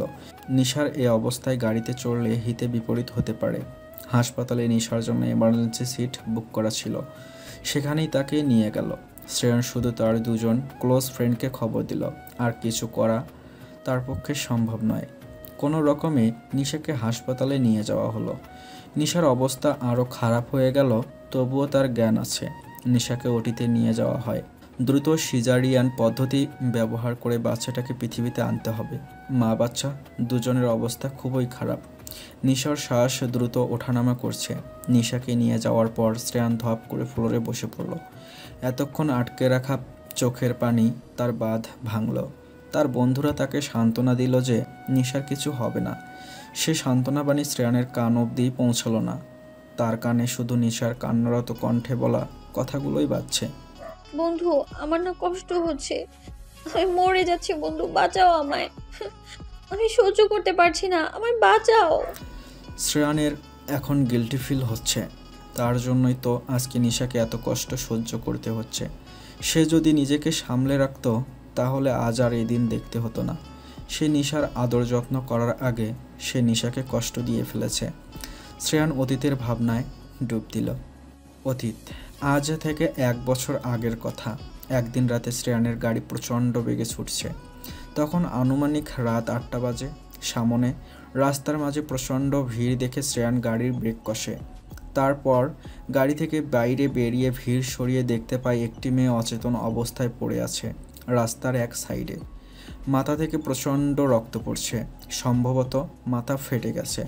শ্রেয়ান খেয়াল করলো রাস্তার মানুষগুলো আহত মেয়েটার আগমনের ঠিকানা জানতে ব্যস্ত। কেউ তাকে হাসপাতালে নেওয়ায় আগ্রহ দেখাচ্ছে না। পরক্ষণেই সে ভাবলো আদৌ মেয়েটা বেঁচে আছে তো। তাই সে পালস চেক করতে আস্তে আস্তে মেয়েটার দিকে এগিয়ে গেল। মেয়েটার পরনে লেডিস টি শার্ট ও জিন্স রয়েছে। সে পালস চেক করে বুঝলো মেয়েটা বেঁচে আছে। তখন শ্রেয়ানের মনে সহানুভূতির উদয় হলো। সে দ্রুত মেয়েটাকে কোলে তুলে নিয়ে গাড়ির ব্যাক সিটে সাবধানে শুইয়ে দিল। তারপর গাড়ি টেনে নিয়ে গেল হাসপাতালের দিকে। হাসপাতালে গিয়ে ও তাকে অনেক ঝামেলায় পড়তে হলো। অ্যাক্সিডেন্ট কেস বিধায় পেশেন্টকে ভর্তি নেবে না। অনেক কাঠখড় পুড়িয়ে পুলিশের সাথে কথা বলে তারপর মেয়েটিকে ভর্তি করানো হলো। মেয়েটির বয়স আর কতই বা হবে, 18 বা 19। মেয়েটির রক্তমাখা মুখটা দেখে বোধহয় শ্রেয়ানের মনে মায়া জেগেছিল। তাই তো সে মেয়েটিকে ভর্তি করিয়ে সকল ফর্মালিটিস পূরণ করে রাত 1টার দিকে বাসায় ফিরল। এরপর টানা 2 দিন কেটে যায়। শ্রেয়ান তখন ভুলেই যায় আহত মেয়েটির কথা। তারপর হঠাৎ বিকালের দিকে একটা ফোন আসে শ্রেয়ানের কাছে। ফোন আসা মাত্রই সে হাসপাতালে ছুটে যায়। তখন তাকে ফোন করে জানানো হয় যে মেয়েটার কন্ডিশন খুবই খারাপ। ইমিডিয়েটলি অপারেশন না করালে মেয়েটির স্নায়ু কাজ করা বন্ধ করে দেবে আর মেয়েটি অনির্দিষ্টকালের জন্য কোমায় চলে যাবে। এমনও তো হতে পারে যে আর কখনো ফিরবে না কোমা থেকে। এই দুদিনে পুলিশও কোনো খোঁজ পায়নি মেয়েটির। পুলিশের এই এক দোষ, সব জায়গায় শুধু নিজের ক্ষমতা জহির করতে পারলেই বাঁচে, কিন্তু কখনো ক্ষমতার বহিঃপ্রকাশ ঘটাতে পারে না। অজ্ঞতা শ্রেণী মেয়েটার চিকিৎসার ব্যবস্থা করে। সে ক্ষমতা থাকা সত্ত্বেও কাউকে মৃত্যুর মুখে ফেলে দিয়ে চলে আসতে চায়নি। অন্ততপক্ষে মেয়েটার জ্ঞান ফিরলে জানা যাবে সে কোথা থেকে এসেছে। অপারেশন সাকসেসফুল শেষ হলো, তবে ডাক্তার নির্দিষ্ট করে কিছু বলতে পারছে না জ্ঞান ফিরলে পরবর্তী সমস্যাগুলো জানা যাবে। মেয়েটিকে 72 ঘন্টা অবজারভেশনে রাখা হলো, তবে 72 ঘন্টা শেষ হওয়ার পূর্বে মেয়েটির জ্ঞান ফিরে এলো। এই 3 দিন শ্রেয়ান নিয়মিত অফিস থেকে ফেরার সময় মেয়েটিকে দেখতে যেত। জ্ঞান ফেরার সাথে সাথে হাসপাতাল থেকে শ্রেয়ানকে খবর পাঠানো হলো, সাথে আরও কিছু তথ্য দেয়া হলো। শ্রেয়ান পুরোটা শুনে দেরি না করে হাসপাতালে চলে এলো। এসে দেখতে পেল ডাক্তার ও নার্স তাকে ঘুমানোর ইঞ্জেকশন পুশ করেছে। শ্রেয়ান অপেক্ষা করতে লাগলো ঘুম ভাঙ্গার। টানা 5 ঘন্টা পর মেয়েটির ঘুম ভাঙল। সে আবার পূর্বের ন্যায় উত্তেজিত হয়ে পড়ল। মুখে শুধু একটা কথাই উচ্চারণ করলো, দাদুমণি কোথায়? আমি দাদুমণির কাছে যাব। তোমরা আমাকে কোথায় আটকে রেখেছো? আমাকে দাদুমণির কাছে নিয়ে যাও। তার বাক্যের সমাপ্তির পরে যখন ডাক্তার তার দাদুমণির ঠিকানা জানতে চাইল, তখন মেয়েটি হাজার মাথা খাটিয়েও কোনো জবাব দিতে পারল না। তখন মেয়েটি ডুকরে কেঁদে উঠল বাচ্চাদের ন্যায়। শ্রেয়ান মেয়েটিকে হাসপাতালে ভর্তি করায় ও যাবতীয় খরচ বহন করে। সে মেয়েটির সাথে দেখা করার অগ্রাধিকার পেল। শ্রেয়ান রুমে ঢুকে কান্নাব্যস্ত রমণীকে দেখতে পেল। পুরো মাথা শুভ্র ব্যান্ডেজে দিয়ে মোড়ানো। মেয়েটি তাকে দেখে ভয়ে জড়সড় হয়ে গেল। বর্তমানে বাস্তবতা সম্পর্কে তার ধারণা স্বল্প। শ্রেয়ান আর একটু এগিয়ে যেতেই মেয়েটি আরও নিজেকে গুটিয়ে নিল। শ্রেয়ান মেয়েটির অবস্থা বুঝতে পেরে মেয়েটিকে অভয় দিয়ে বলল, ভয় পেও না তুমি, আমি খারাপ নই, আমি তোমাকে সাহায্য করব। মেয়েটি তবুও কোনো কথা বলল না, মাথাও তুলল না, আগের ন্যায় পড়ে রইল। শ্রেয়ান পূর্বের কথাগুলো আবার রিপিট করল, তাতেও মেয়েটির কোনো ভাবান্তর হলো না। সে গুটিয়ে বসে কাঁদতে লাগলো। শ্রেয়ানের রাগ হলো প্রচুর, যার জন্য সে এত ঝামেলা পোহালো সেই তার সাথে এমন ব্যবহার করছে। তবুও সে নিজেকে সামলে নিয়ে বলল, আমার সাথে কথা বলো তুমি, আমি তো তোমার বন্ধুর মতো, তাই না? মেয়েটি মাথা তুলে তাকালো, তারপর অস্পষ্ট সুরে বলল, বন্ধু? হ্যাঁ বন্ধু। সত্যি তুমি আমার বন্ধু? তুমি আমাকে দাদুমণির কাছে নিয়ে যাবে? নিয়ে যাব, কিন্তু তার আগে তো তোমায় বলতে হবে তুমি কে, কোথা থেকে এসেছো, অ্যাক্সিডেন্টে বা করলে কিভাবে, আর তোমার দাদুমণি বা কোথায় থাকে। শ্রেয়ান যেন একটু সাহস পেল, তাই মেয়েটির দিকে একটু এগিয়ে এসে কথাগুলো বলল। মেয়েটা পুনরায় আবার মাথায় হাত দিল, তারপর কিছু সময় ওভাবেই ব্যয় করে মাথা তুলে শ্রেয়ানকে বলল, বন্ধু, আমার না কিছু মনে পড়ছে না। তাহলে কি আমি দাদুমণির কাছে যাব না? তোমার নামটা কি মনে আছে? মেয়েটা খানিকক্ষণ ধরে কিছু একটা ভেবে তারপর নিচু স্বরে বলল, নিশা বুড়ি। শ্রেয়ানের নিশা নামটার সাথে বুড়িটা ঠিক পছন্দ হলো না। হয়তো এটা তার নামের অংশ নয়। পূর্বে হয়তো কেউ তাকে আদরের সহিত নিশাবুড়ি বলে ডাকত, তাই হয়তো এটাই মেয়েটার মস্তিষ্কে গেঁথে আছে। তাই সে জিজ্ঞেস করল, আমি তোমাকে নিশা বলে ডাকতে পারি? মেয়েটি মাথা নেড়ে সায় জানালো। শ্রেয়ান আর কথা বাড়ালো না, দ্রুত পায়ে কেবিন থেকে বাইরে চলে গেল। সেদিনের মতো আর কোনো কথা হলো না তাদের। তবে শ্রেয়ানের রোজ নিয়ম করে দেখতে চলে আসা চলতেই লাগলো। এভাবে আরও 5 দিন কেটে গেল। ততদিনে নিশা বন্ধুতে অভ্যস্ত হয়ে গেল। বন্ধু না আসা পর্যন্ত সে কোনো মতেই খাবার খাবে না, ওষুধ খাবে না। বন্ধু এলে তবেই সে খাবে। 5টা দিনে নিশার মানসিক কোনো উন্নতি ডাক্তারদের চোখে পড়ল না।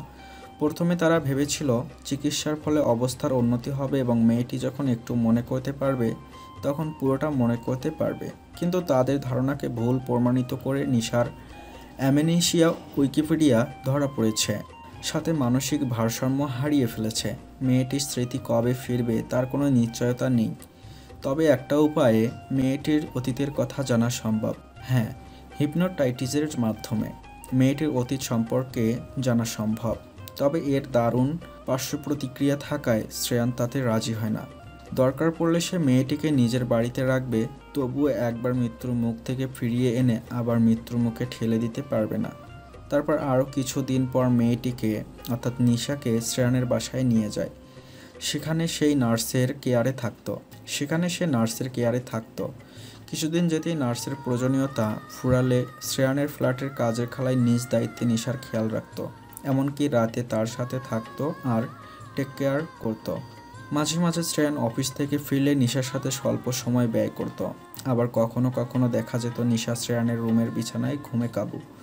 নিশা সুস্থ হওয়ার পর শ্রেয়ান একবার তাকে একটা হোমে রাখার ব্যবস্থা করে। তবে নিশাকে হোমে রেখে এসে দুদিন থাকতে না থাকতেই হোম থেকে খবর আসে নিশার সেখানে থাকতে না চাওয়ার কথা। অজ্ঞতা শ্রেয়ান পুনরায় সকল ফর্মালিটিস পূরণ করে নিশাকে নিজের কাছে নিয়ে আসে।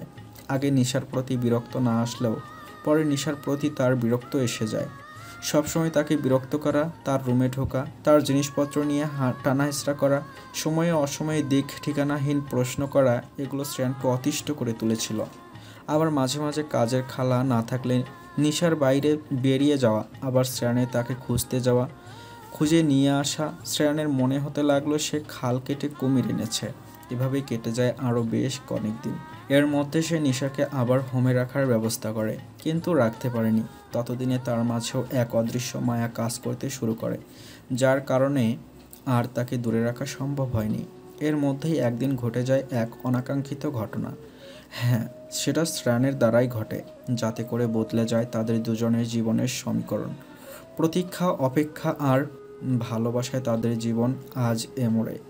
একদিন শ্রেয়ান তার বন্ধুদের সাথে আড্ডা দেয়, আর তখন তার পুরাতন কিছু তীক্ষ্ণ স্মৃতি মাথাচাড়া দিয়ে ওঠে। সে নিজেকে সামলাতে চায়, কিন্তু পারে না।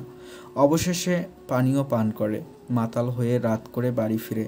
আর অপরদিকে নিশা রাতে হঠাৎ ঘুম ভেঙে যাওয়ায় সে শ্রেয়ানের রুমে উপস্থিত হয়। শ্রেয়ানকে ওদিকে খুঁজে সে কোথাও পায় না। এরপর সে তার মহা গুরুত্বপূর্ণ কর্ম থামিয়ে শ্রেয়ানের বিছানায় শয্যায় নিয়োজিত হয়। এদিকে শ্রেয়ান মাতাল অবস্থায় কোনো রকমে বাড়ি ফিরে। তার বন্ধুই তাকে ড্রাইভ করে ফ্ল্যাটে রেখে দেয়। শ্রেয়ান কোনো মতে চাবি দিয়ে ফ্ল্যাটে দরজা খুলে তার রুমে প্রবেশ করে। রুমে প্রবেশ করার পর তার চক্ষুগোচর হয় তার ওই বিছানায় আধারে আলো দেয়া এক চাঁদের মতো অপরূপ সুন্দরী রমণী ঘুমিয়ে আছে এলোমেলোভাবে। রমণীর পরনের প্লাজো হাঁটু অবধি উঠে গেছে। লেডিস টি শার্টটি তার অবস্থা সামান্য পরিবর্তন করে ফর্সা পেট উন্মুক্ত করে দিয়েছে। আর তার গোলাপি ঠোঁটজোড়া, বাচ্চাদের মতো ফুলো ফুলো গাল আর কপালে লেপ্টে থাকা ছোট ছোট এলোমেলো চুল, যা রমণীটিকে আরও মোহনীয় করে তোলে। সে রাতে এই মোহনীয় নারীটিকে কাছ থেকে দেখে মাতাল শ্রেয়ান আর নিজেকে সামলাতে পারে না। সকালে ঘুম থেকে ওঠার পর শ্রেয়ানের মাথাটা ভারী ভারী লাগে। প্রচণ্ড মাথা ব্যথায় সে মাথার চুলগুলো দু হাত দিয়ে টেনে ধরে। পরক্ষণে সে নিজের অবস্থা দেখে অবাক হয়। তারপর ভালোভাবে সব কিছু খেয়াল করে বুঝতে পারে তার দ্বারা কত বড় একটা অঘটন ঘটে গিয়েছে। তার খারাপ লাগতে শুরু করে। সে রক্ষক হয়ে শেষে কিনা ভক্ষকের পরিচয় দিল। তারপর আবার সব কিছু খেয়াল করলো। বিছানায় সব ব্লাডের দাগ লেগে আছে, আর ফ্লোরের একটি পাশে নিশা অচেতন অবস্থায় পড়ে আছে। শ্রেয়ান বুঝতে পারছে না সে কি করবে। সে প্রথমে নিজে গোসল করে নিল, তারপর কোনো মতো নিশার শরীরে বস্ত্র এঁটে তার জ্ঞান ফেরানোর চেষ্টা করতে লাগলো। কর্মে সফলতা আসলো, নিশার জ্ঞান ফিরল। তবে সে জ্ঞান ফেরার পর শ্রেয়ানকে দেখে যেন ভয়ে মুষড়ে পড়ল। সে কিছুতেই রাতের কথা ভুলতে পারছে না। শ্রেয়ানের সেই হিংস্র রূপ সে কিছুতেই ভুলতে পারছে না। তখনকার শ্রেয়ানকে সে চেনে না, তাই সে এখন শ্রেয়ানের কোনো কথা কানে নিল না। এভাবে ফুপিয়ে কাঁদতে লাগলো। শ্রেয়ান তবুও হাল ছাড়ল না। নানা রকম আদর মাখা কথা বলতে লাগলো, এটা সেটা দিতেও লাগলো, কিন্তু নিশা নিল না। তবুও শ্রেয়ান চেষ্টা চালাতে লাগলো। সে অন্তত এতদিনে এইটুকু বুঝেছে সে নিশাকে কিভাবে বাগে আনতে হয়, তাই সে সেই উপায় বাস্তবায়ন করলো। প্রায় 1 ঘন্টা পর উপায়টা কাজে দিল। নিশা বলে উঠল, বন্ধু তুমি আমার ব্যথা দিলে কেন? জানো আমার কত কষ্ট হয়েছে। সরি নিশা, তোমাকে আর কষ্ট দিব না। এবার তো আমার কথা শোনো। তবুও নিশা কেঁদে যাচ্ছিল। অনেকক্ষণ পর শ্রেয়ান তাকে জোর করে ওয়াশরুমে পাঠায়। ততক্ষণে শ্রেয়ান তার রুমটা আগের মতো করে নেয়। কেটে গেছে অনেক দিন। ওই দিনের পর থেকে শ্রেয়ান আর তেমন নিশার সামনে যায়নি। হয়তো অনুতপ্ত বোধহয় তাকে নিশার কাছে যেতে দেয়নি। ততদিনে কাজের বুয়া আরজিনা খালাই নিশার ছোট বড় প্রয়োজন প্রত্যক্ষভাবে মিটিয়েছে, আর শ্রেয়ান সেগুলো পরোক্ষভাবে দেখে এসেছে। এর মধ্যেই একদিন শ্রেয়ানের ফ্ল্যাটে তার বন্ধুরা বেড়াতে আসে। সেদিন শ্রেয়ান নিশাকে অনেকে বুঝিয়ে তার রুমে থাকতে বলে। নিশাও ঠিক তাই করে। শ্রেয়ান তার বন্ধু সমেত অনেকক্ষণ আড্ডা দেয়, খাওয়া দাওয়া করে। কথা হলো তার বন্ধুরা কেউ রাতে থাকবে না, তবে অনেক রাত পর্যন্ত আড্ডা দেবে। নিশার খাবার আরজিনা বেগম তার রুমেই দিয়ে দেয়। নিশা শ্রেয়ানের কথা মতো রুমেই খেয়ে নেয়, কিন্তু নিশার দুরন্তপনা স্বভাবই কারো চোখে পড়ে যায়। দরজার ফাঁক গেলে একজন দেখতে থাকে নিশাকে। ড্রয়িং রুম থেকে নিশার রুম দূরে হলেও দরজা খোলা থাকলে ভেতরের অবস্থা বোঝা যায়। নিশাকে ওই রুমে থাকতে দেওয়া হয় যাতে শ্রেয়ান ও আরজিনা বেগম ড্রয়িং রুমে কাজ করার সময় নিশাকে দেখে রাখতে পারে। ড্রয়িং রুম থেকে শ্রেয়ানের বন্ধু শাকিলই নিশাকে দেখতে থাকে। শাকিলের স্বভাব সবাই জানে। শাকিল ওয়াশরুমে যাবার নাম করে আড্ডার আসর ছেড়ে উঠে যায়। তখন আড্ডায় সবাই এতটাই মগ্ন যে শাকিলের অনুপস্থিতির টাইম সেন্স কারোই ছিল না। শাকিল চুপিসারে গিয়ে নিশার রুমে ঢুকে পড়ে, আর তার ওই কুদৃষ্টি দ্বারা নিশাকে অবলোকন করতে থাকে। নিশার মাথা থেকে পা পর্যন্ত শরীরের প্রতিটি ভাঁজ সে চোখ দিয়ে মেপে নেয়, যেন সে নিশাকে চোখ দিয়েই গিলে খাচ্ছে। সে ধীরে ধীরে নিশার দিকে এগিয়ে যায় আর বলতে থাকে, কি সুন্দর পাগলি গো তুমি। শ্রেয়ানের কাছে না থেকে তুমি আমার কাছে থাকলে পারতে, আমি তোমাকে রানী করে রাখতাম। বলেই কুটিল হাসি দিল সে। সে যে হাসির শব্দ ড্রয়িং রুমে না গেলেও নিশার কানে গেল। নিশা সাথে সাথে চোখ মেলে তাকালো আর বলল, তুমি কে? আর তুমি এখানে কি করছো? তুমি কি আমার বন্ধুর বন্ধু? হ্যাঁ, আমি তোমার বন্ধুর বন্ধু, আর আজ থেকে আমি তোমারও বন্ধু। বলেই সে নিশাকে ছোঁয়ার জন্য এগিয়ে গেল, কিন্তু নিশার শাকিলের চাহনি পছন্দ হলো না, তাই সে একটু পিছিয়ে গেল। যথারীতি শাকিলও নিশার দিকে এগিয়ে গেল, যা দেখে নিশা ভয় পেয়ে গেল। নিশা মুখে দিয়ে কিছু বলতে যাবে তার আগেই শাকিল তার মুখ চেপে ধরল। নিশাকে দেখে শাকিলের শরীরে কামনা জেগে উঠল। সে হিতাহিত জ্ঞান হারিয়ে ফেলল। সে ভুলেই বসল। ড্রয়িং রুমে শ্রেয়ান সহ তার আরও বন্ধু বান্ধবরা বসে আড্ডা দিচ্ছে। সে নিশার সাথে জোর জবরদস্তি করতে লাগলো। একটা সময় ধস্তাধস্তিতে নিশার টি শার্টের হাতার দিকের অংশে সুতা ছেড়ে দিলে, যার কারণে তার ফর্সা বাহু উন্মুক্ত হয়ে গেল। শাকিলের এই ব্যবহার নিশার জীবনে কিছুদিন পূর্বে ঘটে যাওয়া স্মৃতি মনে করিয়ে দিল। নিশা নিজেকে শাকিলের কাছ থেকে ছাড়ানোর চেষ্টা করলো, আর শাকিলের হাতে কামড় বসিয়ে দৌড়ে ড্রয়িং রুমে চলে গেল। তারপর শ্রেয়ানের কাছে গিয়ে শ্রেয়ানকে জড়িয়ে ধরে ফুপাতে লাগলো। হঠাৎ নিশার এহেন কাণ্ডে সবাই হতবাক হয়ে গেল। শ্রেয়ানও বিষয়টা বুঝতে পারল না, তাই শ্রেয়ান নিশাকে সোফায় নিজের পাশে বসিয়ে অনেকটা উত্তেজিত হয়ে জানতে চাইল, কি হয়েছে নিশা? তুমি এমন করছো কেন? কেউ কি তোমায় ভয় দেখিয়েছে? আর তোমার টি শার্ট ছিল কি করে? নিশা ভয়ে ভয়ে শ্রেয়ানের পিছনের দিকে আঙ্গুল তাক করে অস্পষ্ট সুরে বলে উঠল, তোমার বন্ধু?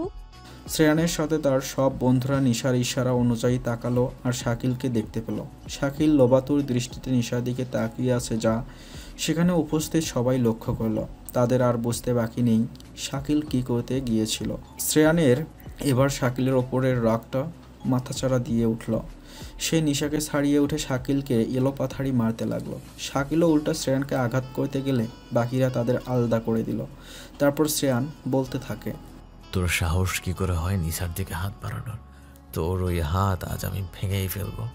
বাকিদের উদ্দেশ্যে বলল, ছাড় আমাকে, ছাড় তোরা। যা করেছি বেশ করেছি, আরো করবো, দেখি তুই কি করিস। বলেই শাকিল এগিয়ে আসতে লাগলো। জানে মেরে ফেলবো একেবারে। বলতে বলতে শ্রেয়ানও শাকিলের দিকে এগোনোর চেষ্টা করলো। বাকিরা তাদের থামানোর চেষ্টা করতে লাগলো এবং শ্রেয়ানকে শান্ত করার চেষ্টা করলো, আর শাকিলকে পুলিশে দেওয়ার সিদ্ধান্ত নিল। অন্ততপক্ষে যে ছেলেটা একটা মেয়ের সম্মানে হাত দিতে দ্বিধাবোধ করে না, তাকে প্রকাশ্য দিবালোকে নির্দ্বিধায় ঘুরতে দেওয়ার কোনো মানে হয় না। ঠিক তখনই শাকিল শ্রেয়ানের উদ্দেশ্যে বলে উঠল, কি হয় ও তোর? ওর জন্য এত দরদ, নাকি সারা জীবনকে একাই ভোগ করতে চাস? কথাটা বলার সাথে শ্রেয়ানের এক বন্ধু রিফাত শাকিলের নাক বরাবর একটি ঘুষি মারল, যাতে করে শাকিল কিছুটা দূরে ছিটকে পড়ল। কিন্তু শাকিলের কথাটা শ্রেয়ানের বুকে গিয়ে বিঁধল। সত্যিই কি সে অবুঝ নিশাকে ভোগ করেছে? কথাটা ভেবেই নিশার দিকে ফিরে চাইল, আর দেখতে পেল নিশা ফ্লোরে অজ্ঞান হয়ে পড়ে আছে। শ্রেয়ান আর কিছু ভাবতে পারল না, দৌড়ে নিশার কাছে ছুটে গেল। এত কিছুর মাঝে নিশার দিকে খেয়াল করা হয়নি। শ্রেয়ান দ্রুত নিশার জ্ঞান ফেরানোর চেষ্টা করল, তার চোখ মুখে পানি ছিটিয়ে দিল, তবে তাতে কোনো কাজ হলো না। নিশা এসব মারামারি দেখে এক প্রকার ভয় পেয়ে জ্ঞান হারিয়েছে, তাই তার সহজে জ্ঞান ফিরল না। রিফাত তাড়াতাড়ি করে ডাক্তারকে কল দিল। রাত তখনও ততটা হয়নি, সবে 9:30। ডাক্তার এসে নিশাকে চেক আপ করলো, তারপর নিশাকে একটা ঘুমের ইঞ্জেকশন পুশ করলো, তারপর বলল, পেশেন্টের অভিভাবককে? শ্রেয়ান তাড়াতাড়ি বলে উঠল, আমি। ডাক্তার আবার জিজ্ঞেস করলো, কে হন আপনি? পেশেন্টের হাজব্যান্ড? না। তাহলে পেশেন্টের হাজব্যান্ড কোথায়? রিফাত তাড়াতাড়ি বলে উঠল, নেই মানে নিশা আনম্যারিড। তারপর ডাক্তার বলল, oh I am sorry to say that mister Shreyan, patient pregnant. আপনি কাল সকালে আমার হাসপাতালে আসুন পেশেন্টকে নিয়ে, ওনার কিছু টেস্ট করাতে হবে। শ্রেয়ান ডাক্তারের কথা যেন বিশ্বাস করতে পারছে না। এটা কি করে সম্ভব? সে এটা মানতে পারছে না। সে নিজেই মনে মনে নিজেকে প্রশ্ন করলো, নিশা প্রেগনেন্ট? তাহলে কার বাচ্চা নিশার পেটে? তার? না না না, তা কি করে সম্ভব? এটা কিছুতেই সম্ভব না। তাহলে কি কেউ নিশার সাথে কিছু করেছে? না না না না, সে আর কিছু ভাবতে পারলো না। শ্রেয়ানকে অন্যমনস্ক দেখে রিফাত নিজেই সব ফর্মালিটিস পূরণ করে ডাক্তারকে বাহির পর্যন্ত এগিয়ে দিল। রিফাতের কথায় শ্রেয়ানের ধ্যান ভাঙল। কিরে, কি হলো? আমি তো কিছুই বুঝতে পারলাম না। শাকিল কি নিশার সাথে থাকতে এর আগেও এখানে এসেছে? না। তাহলে তুই কিছু করেছিস নিশার সাথে? শ্রেয়ান বেশি কিছু বলল না, শুধু বলল, আমি কেন কিছু করতে যাব? আমি তো বাঁচিয়েছিলাম ওকে। রাতে সবাই চলে গেল। শ্রেয়ান আর রাতে দু চোখের পাতা এক করতে পারল না। নিশার রুমেই সে জেগে জেগে রাতটা পার করে দিল। সকালে নিশা ঘুম ভাঙার সাথে সাথে শ্রেয়ানকে তার রুমে দেখতে পেল। শ্রেয়ান নিশাকে ঘুম থেকে জেগে উঠতে দেখে তাড়াতাড়ি নিশার কাছে গেল আর বলল, এখন কেমন লাগছে তোমার? ঠিক আছো এখন? নিশা আর কিছু বলল না। শ্রেয়ান বুঝে গেছে আগের রাতটার মতো এ রাতটাও নিশার স্মৃতিপট থেকে হারিয়ে যাবে বা গেছে। শ্রেয়ান আবার নিশাকে বলল, সকালে ব্রেকফাস্ট করে রেডি থেকো, তোমাকে একটা জায়গায় নিয়ে যাব। কোথায়? গেলেই দেখতে পাবে। তুমি আমায় সারপ্রাইজ দিবে? অনেকটা তাই। ইয়ে। বলেই নিশা ওয়াশরুমে চলে গেল ফ্রেশ হতে। তাকে আজ বেরোতে হবে। তা দেখে শ্রেয়ান একটা দীর্ঘ নিঃশ্বাস ফেলে নিজের রুমে ফিরে এলো। হাসপাতালের বারান্দার বেঞ্চে বসে আছে শ্রেয়ান, হাতে তার নিশার টেস্টের রিপোর্টগুলো, যেগুলো সে একটু আগেই ডাক্তারকে দেখিয়ে পুরোপুরি কনফার্ম হয়েছে আসলে বাচ্চাটা কার। শ্রেয়ানের ডানে বসে আছে রিফাত। মূলত সেও এসেছে শ্রেয়ানদের সাথে। শ্রেয়ান তখন নির্বাকারের ভূমিকা পালন করছে। রিফাতই তার নীরবতার ছেদ করতে বলল, দোস্ত, কি করবি এখন? আমি বলি কি, নিশাকে খুব দ্রুত অ্যাবর্শন করিয়ে দে।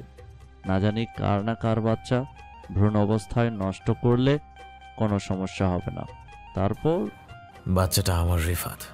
রিফাতের কানে যেন এই কথাটা বারংবার বাজতে লাগলো, রিফাত, বাচ্চাটা আমার। রিফাত নিজেকে সামলে বলে উঠল, তার মানে তুইও নিশার সাথে ওইসব?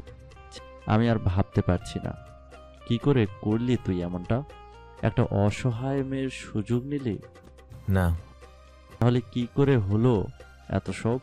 তার মানে শাকিল ঠিকই বলেছিল, তাই না? শাকিল ঠিক বলনি, আসলে আমি। তারপর শুরু থেকে শেষ পর্যন্ত শ্রেয়ান রিফাতকে সবটা খুলে বলল। কিভাবে কি হলো রিফাত সবটা মনোযোগ সহকারে শুনল। এত কিছু ঘটে গেল আর আমাকে একবার জানানোর প্রয়োজন মনে করলি না? মাথায় হাত দিয়ে প্রশ্ন করল রিফাত। জানালে কি করতিস? কি আর করতাম, অন্তত পক্ষে একটা ব্যবস্থা তো নিতে সাহায্য করতাম তোকে, যাতে নিশা কনসিভ না করে। আর তুইও বা এত গাধা কি করে হলি? সকালে উঠে যখন দেখলি এত কিছু হয়েছে, তাহলে নিশাকে একটা।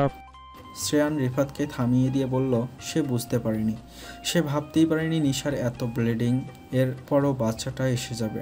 রিফাত বলল, তাহলে এখন কি করবি ভেবেছিস? আমি বলি কি, বিষয়টা জানাজানি হওয়ার আগেই যা করার করতে হবে। তারপর আবার সব নর্মাল হয়ে গেলে নিশাকে ভালো দেখে একটা হোমে রেখে দিস, তাহলেই হবে। না। তাহলে? রিফাত এদিকে করুণ চোখে তাকিয়ে শ্রেয়ান বলল, আমি বাচ্চাটাকে রাখতে চাই, প্লিজ রিফাত কোনো একটা ব্যবস্থা করে দে। How is possible? তুই কিভাবে রাখবি বাচ্চাটাকে? কি পরিচয় রাখবি? বাবা, ও যদি আমার বাচ্চা হয় তাহলে আমি ওর বাবাই তো হলাম। রিফাত, তুই ভাবতে পারছিস আমার আমার অংশ পৃথিবীতে রাখবি। আসতে চলেছে। সে না হয় বুঝলাম, তবে বাচ্চাটার পৃথিবীতে আসার প্রসেসটা তো ঠিক না। বাবা হতে চাস, আবার আরেকটা বিয়ে করে নে। তুই কি এই পাগলিকে সারা জীবন নিজের করে কাছে রাখার ধান্দায় আছিস? হ্যাঁ, তুই ঠিক বলছিস। বিয়ে করলে তার বাচ্চাটাকে রাখতে অসুবিধা হবে না। আমি বিয়েই করবো নিসাকে, তারপর বাচ্চাটাকে রেখে দেব। তুই একবার ভেবে দেখ, এটা হয়তো সৃষ্টিকর্তার কোনো ইচ্ছা, নিসাকে সারা জীবন আমার কাছে রেখে দেয়ার। আমার মনে হয় তুই একটু বেশি পাগলামো করছিস। দেখ ভালো করে ওই মেয়েটা কিভাবে একটা বাচ্চা ক্যারি করবে। নিশাকে দেখিয়ে রিফাত বলল, শ্রেয়ানের বামে বসে নিশা ঝিমাচ্ছে। তাকে দেখেই বোঝা যাচ্ছে সে এখানে থাকতে চাইছে না। এখানকার এত আলোচনা সে শোনেইনি বোধ হয়। সে তো তার আলাদা ভাবনার জগতে অবস্থান করছে। কখন বন্ধু তাকে ঘুরতে নিয়ে যাবে। শ্রেয়ান এক পলক নিশাকে দেখে নিয়ে বলল, ডাক্তার তো বলেছে নিসা এবং বাচ্চা দুজনেই ভালো আছে। তাহলে সমস্যা কি? ওর মানসিক সমস্যা আছে? শারীরিকভাবে আপাতত একদম ফিট আছে, তাই বাচ্চাটাও সহজেই ক্যারি করতে পারবে। আর আমি আছি তোর পাশে। তোর মনে হচ্ছে না তুই ওর জীবনটা নষ্ট করছিস? ও এখন সজ্ঞানে নেই। আপাতত আমি ছাড়া ওর কেউ নেই। সত্যি বলতে, আমি যদি না থাকতাম তাহলে অজ্ঞান ওর অস্তিত্ব এই পৃথিবীতে কেউ টের পেত না। আর ওকে দেখে বোঝা যায় ওর আগে বিয়ে হয়নি। তাহলে বাধা কি? তুই সব ব্যবস্থা কর। আমি ওকে খুব তাড়াতাড়ি নিজের স্ত্রীর মর্যাদা দিতে চাই। ভালো করে ভেবে দেখ। ভাবা শেষ। একটা সমস্যা আছে দোস্ত।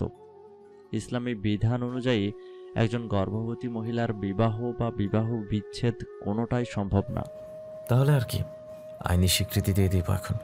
আর বাচ্চা পৃথিবীতে আসার পর শরীয়ত মোতাবেক বিয়ে করে নিব। আচ্ছা, আমি সব ব্যবস্থা করছি। তুই নিশাকে রাজি করিয়ে নিস যাতে ও আজ্ঞাপত্রে স্বাক্ষর দেওয়ার সময় ঝামেলা না করে। চল এখন বাড়ি যাই। চল। তারপর সবাই বাড়ির উদ্দেশ্যে রওনা দিল। শ্রেয়ান ও নিশা চলন্ত গাড়িতে অবস্থান করছে। মূলত শ্রেয়ান ড্রাইভিং করছে আর নিশা তার পাশের সিটে বসে আছে।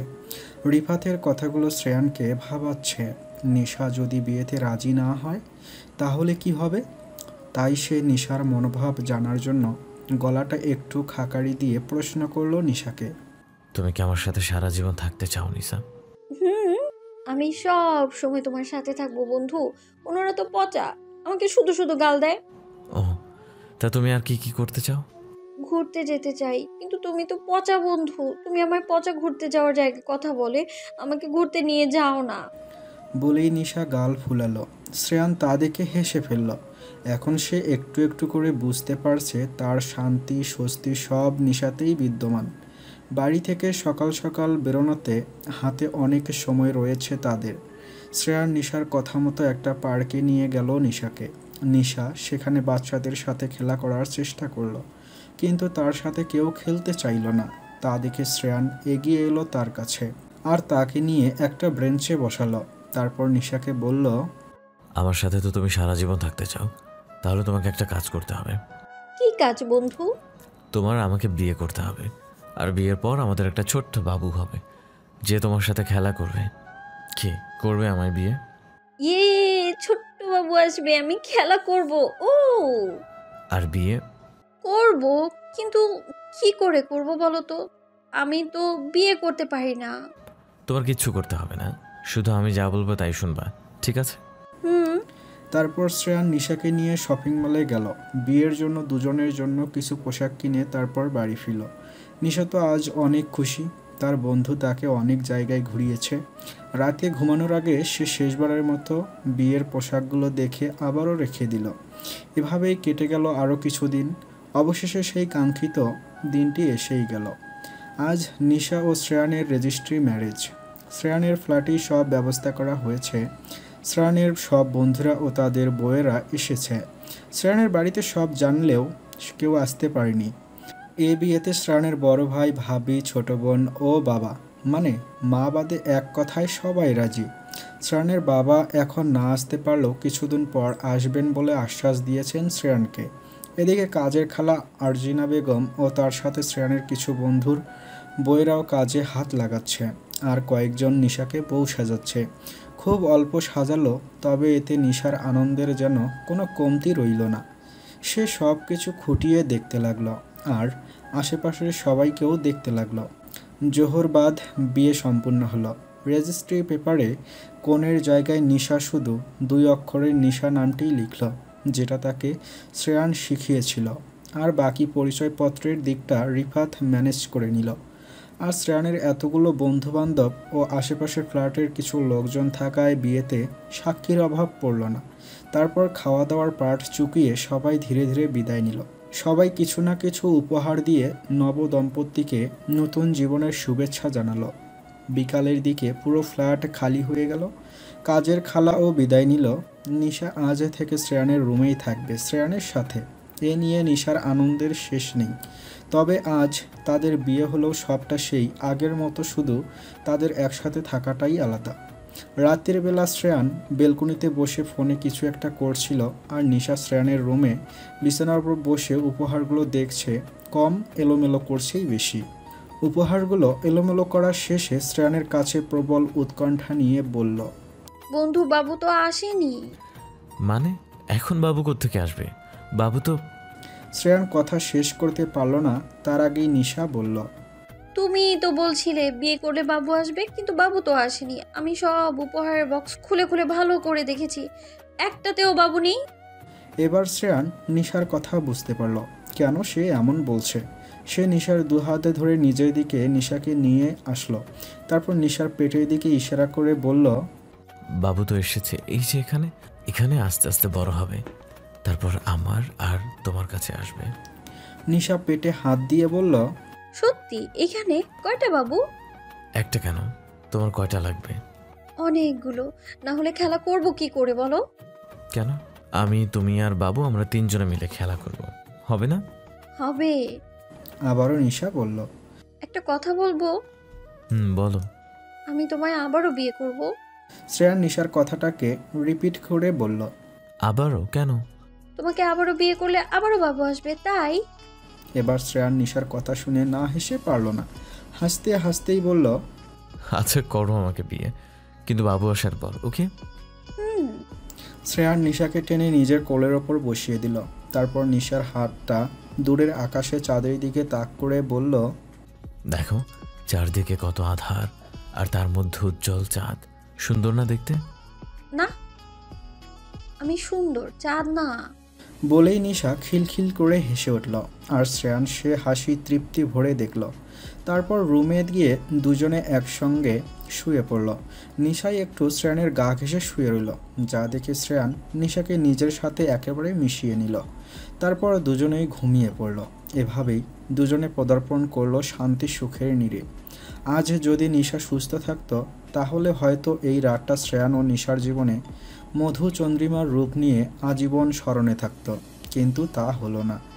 তারা দুজন বসে আধারে চন্দ্রবিলাসে মত্ত থাকলো। দিনগুলো খুব ভালোই কাটতে লাগলো দুজনের।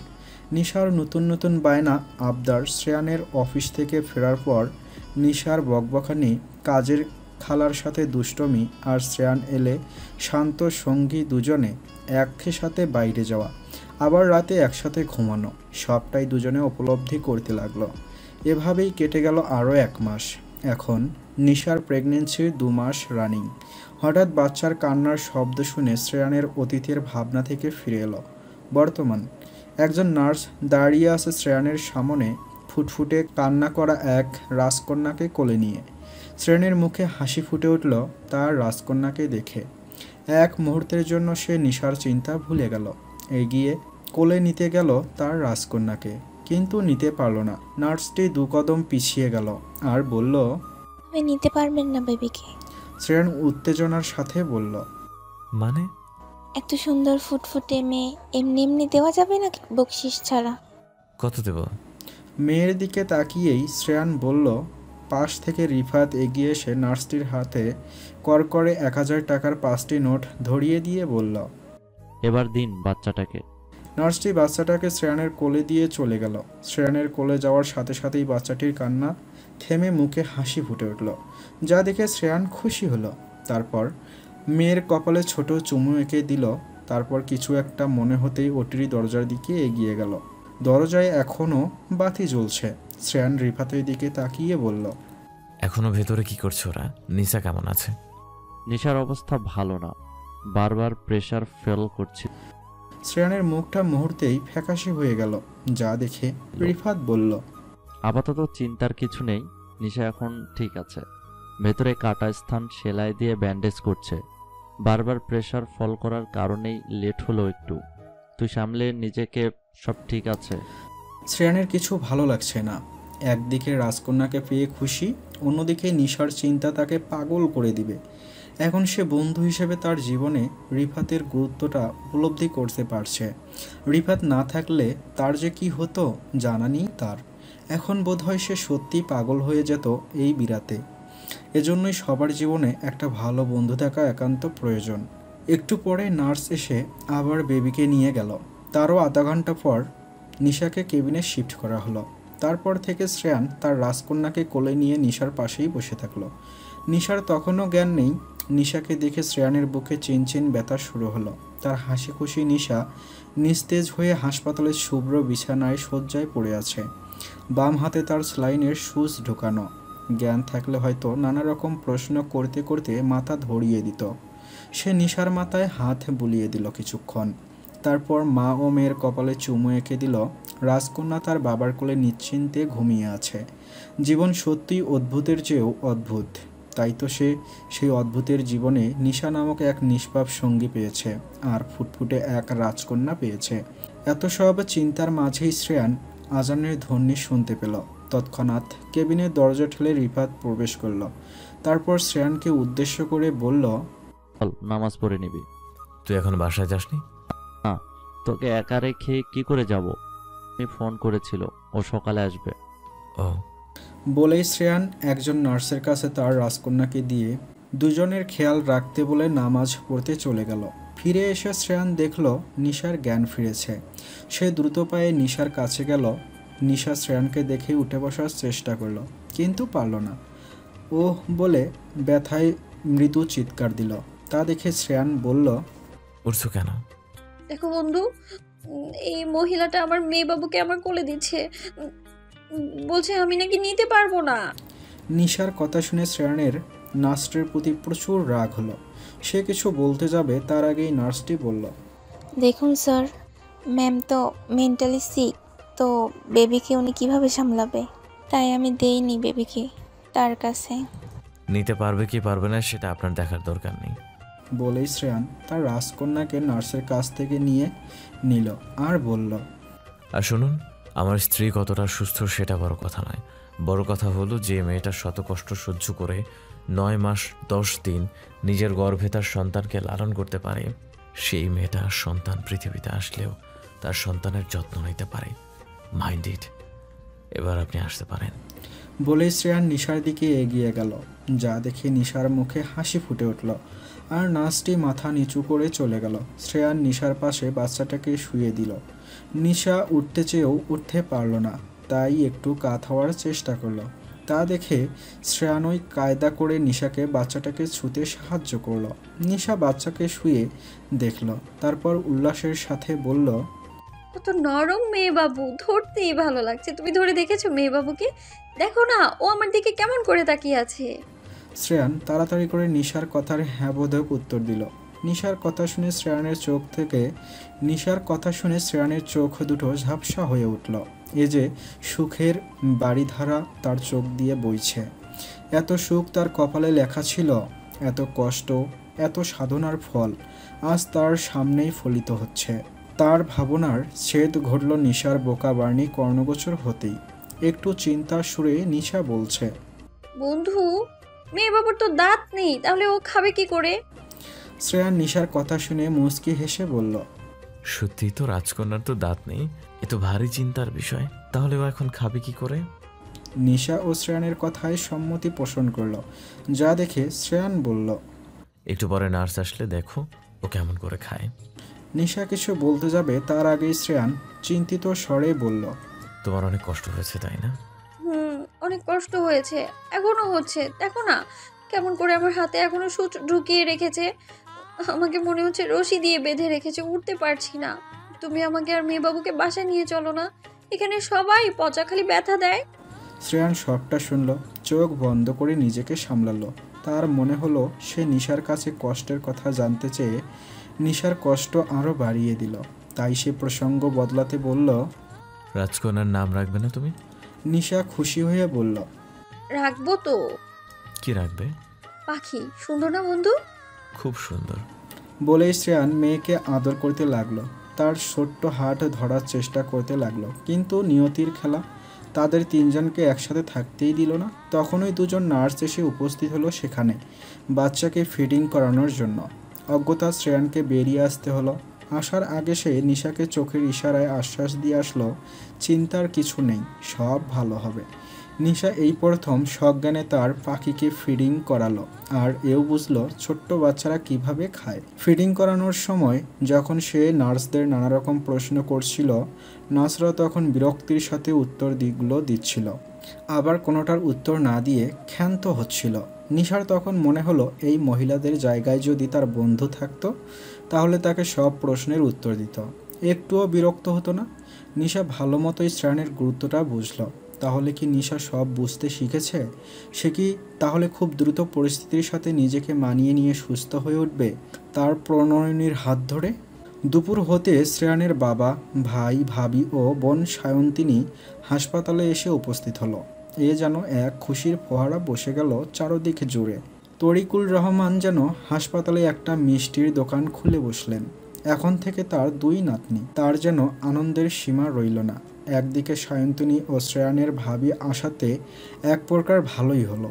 তারা নিশার সেবা যত্ন করতে লাগলো। এত সব কিছুর মাঝে রিফাতই মূলত শ্রেয়ানের বাড়িতে খবর দিয়েছে, তাই শ্রেয়ান বিষয়টা আগে থেকে না জানায় আচমকা সবাইকে দেখে হতবাক হয়ে গেল। শ্রেয়ানের মা এখনও পুরো বিষয়টা মানতে পারেননি, তাই তিনি এ আনন্দে অনুপস্থিত। রিফাতের স্ত্রী শাম্মী সকালে এসে নিশাকে দেখে রিফাতের সাথে দুপুরে সবাই আসার পরে বাড়ি চলে গেছে। নিশাও খুশি সবাইকে পেয়ে। যা ও ননদের সেবায় নিশা এখন অনেকটাই সুস্থ। আজ 7 দিন পর তারা সবাই মিলে শ্রেয়ানের ফ্ল্যাটে ফিরছে। সবাই অনেক ক্লান্ত। এ কদিনে তারা সবাই অনেক ধকল সহ্য করেছে। শ্রেয়ানের ভাইয়ের 6 বছরের মেয়ে আয়রা সবসময় ছোট্ট বোন পাখির সাথে চিপকে থাকতেই খুশি। সে তো বলেই রেখেছে সে বোনকে ছেড়ে কোথাও যাবে না। বাসায় আসার পর সবই ঠিক আছে, তবে শোয়া নিয়ে বিরোধ দেখা দিল সবার মনে। নিশার সাথে তার যা ও ননদের শোয়ার কথা উঠলেই শ্রেয়ান তাতে নাকচ করেছে। তার ভাবি তাকে অনেক বোঝালো, ছোট্ট বাচ্চা মেয়ে সবে মাত্র হাসপাতাল থেকে ফিরল, এখন সে বাচ্চাকে পুরোপুরি সামলাতে পারবে না। কিন্তু শ্রেয়ান বলেছে সে পারবে তার রাজকন্যাকে সামলাতে। বাচ্চাকে ফিডিং করাতে নিশাকে সাহায্য করা, বাচ্চার ডাইপার চেঞ্জ করা, সব কিছু মোটামুটি শ্রেয়ানই শিখে নিয়েছে। সে জানতো এমন পরিস্থিতি আসবে। নিশা শোয়ার সাথেই ঘুমিয়ে গেল, কিন্তু শ্রেয়ান ঘুমাতে পারল না, কারণ তার রাজকন্যা যে এখনও পিট পিট করে তার দিকেই চেয়ে আছে। শ্রেয়ান অনেকক্ষণ তার রাজকন্যার সাথে বকবক করল, এতে যেন কাজ হলো। রাজকন্যা ঘুমিয়ে গেল। শ্রেয়ান তাকে আলতো করে কপালে চুমু খেয়ে দোলনায় শুইয়ে দিল। তারপর বিছানায় গিয়ে নিশার পাশে শুয়ে সাবধানে নিশাকে জড়িয়ে ধরল, যাতে নিশার কষ্ট না হয়। এবার তার শান্তি লাগছে। কতদিন পর নিশাকে বুকে জড়িয়ে ঘুমাতে পারছে, কিন্তু আজ সে সজাগ থাকার পরিকল্পনা আঁটল মনে মনে। তাকে ঘুমালে চলবে না, পাশেই তার রাজকন্যা শয্যায় রয়েছে, তাকে পুরোপুরি তার খেয়াল রাখতে হবে। এভাবে আরও 2 সপ্তাহ কেটে গেল। শ্রেয়ানের ভাই ও ভাবি তাদের ছোট্ট কন্যাকে নিয়ে ফিরে গেছে তাদের আপন নীড়ে। আগের চেয়ে নিশা এখন অনেকটাই সুস্থ, একা একা হাঁটতে পারে। পাখি হাসতে শিখে গেছে। সবাই পাগল তার মনোমুগ্ধকর হাসিতে। শ্রেয়ানের বন্ধুরা ও কিছু কিছু আত্মীয় স্বজনরা ইতিমধ্যেই পাখিকে এসে দেখে গিয়েছে। শ্রেয়ানের এক বন্ধু তাসকিন তো বলেই ফেলেছিল, দোস্ত তোর মেয়েকে সাবধানে রাখিস, নইলে যেমন করে হাসছে লোকে হীরের দামে কিনে নিতে চাইবে, অন্যথায় না দিলে কিডন্যাপ করে নিয়ে যাবে। এর মধ্যে নিশা একদিন রাতে পাখিকে বুকের ওপর রেখে ঘুমিয়ে পড়ে। পাখি ঘুমাচ্ছে, তার মাও ঘুমাচ্ছে। এমন সুন্দর দৃশ্য দেখে শ্রেয়ানের চোখ জুড়িয়ে গেল। সে তাড়াতাড়ি মুহূর্তটা ক্যাপচার করে নিল। এ এক অনবদ্য সুন্দর দৃশ্য। মা ঘুমিয়ে আছে আর বুকের ওপর পরম মমতায় তার সন্তানকে আগলে রেখেছে, আর সন্তানও মায়ের নিরাপদ বক্ষস্থলে ঠাঁই পেয়ে নিশ্চিন্তে ঘুমাচ্ছে। পাখির বয়স 1.5 মাস। পূর্তিতে শ্রেয়ানের ফ্ল্যাটটা পুরো খালি হয়ে গেল। এখন ফ্ল্যাটে শ্রেয়ান, নিশা, পাখি ও কাজের মেয়ে অঞ্জনা থাকে। নিশা এখন অঞ্জনাকে দু চোখে সহ্য করতে পারে না। অঞ্জনার চাহনি নিশার কাছে কেমন যেন অদ্ভুত লাগে, যা সে অসুস্থ মস্তিষ্কে হওয়া সত্ত্বেও পুরোটা অনুধাবন করতে পারল না। হয়তো সুস্থ হলে বুঝতে পারত পুরো বিষয়টা। পাখি এখন দিনের অনেকটা সময় অঞ্জনার সাথেই থাকে।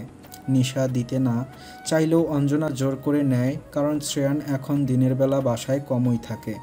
অঞ্জনা সেই সুযোগটাই নেওয়ার চেষ্টা করে। আজ শ্রেয়ান অফিসে গেছে। অঞ্জনাকেই নিশা ও পাখির খেয়াল রাখার কথা বলেছে। অঞ্জনা যেই না পাখিকে নিতে যাবে, তখনই নিশা অঞ্জনার হাতে কামড় বসিয়ে দেয়। অঞ্জনা আহ শব্দ করে দূরে সরে যায় আর রাগে ফুঁসতে থাকে। রাতে শ্রেয়ান বাড়ি ফিরলে অঞ্জনা নিশার নামে নালিশ করে। সে ভেবেছিল হয়তো শ্রেয়ান তাকে সাপোর্ট করবে। তার মনটা একটু বেশি আশা করে ফেলেছিল শ্রেয়ানের থেকে। অঞ্জনা দেখতে অনেক সুন্দর, তাই সে ভেবেছিল শ্রেয়ান তার সৌন্দর্যের ওপর মোহিত হবে।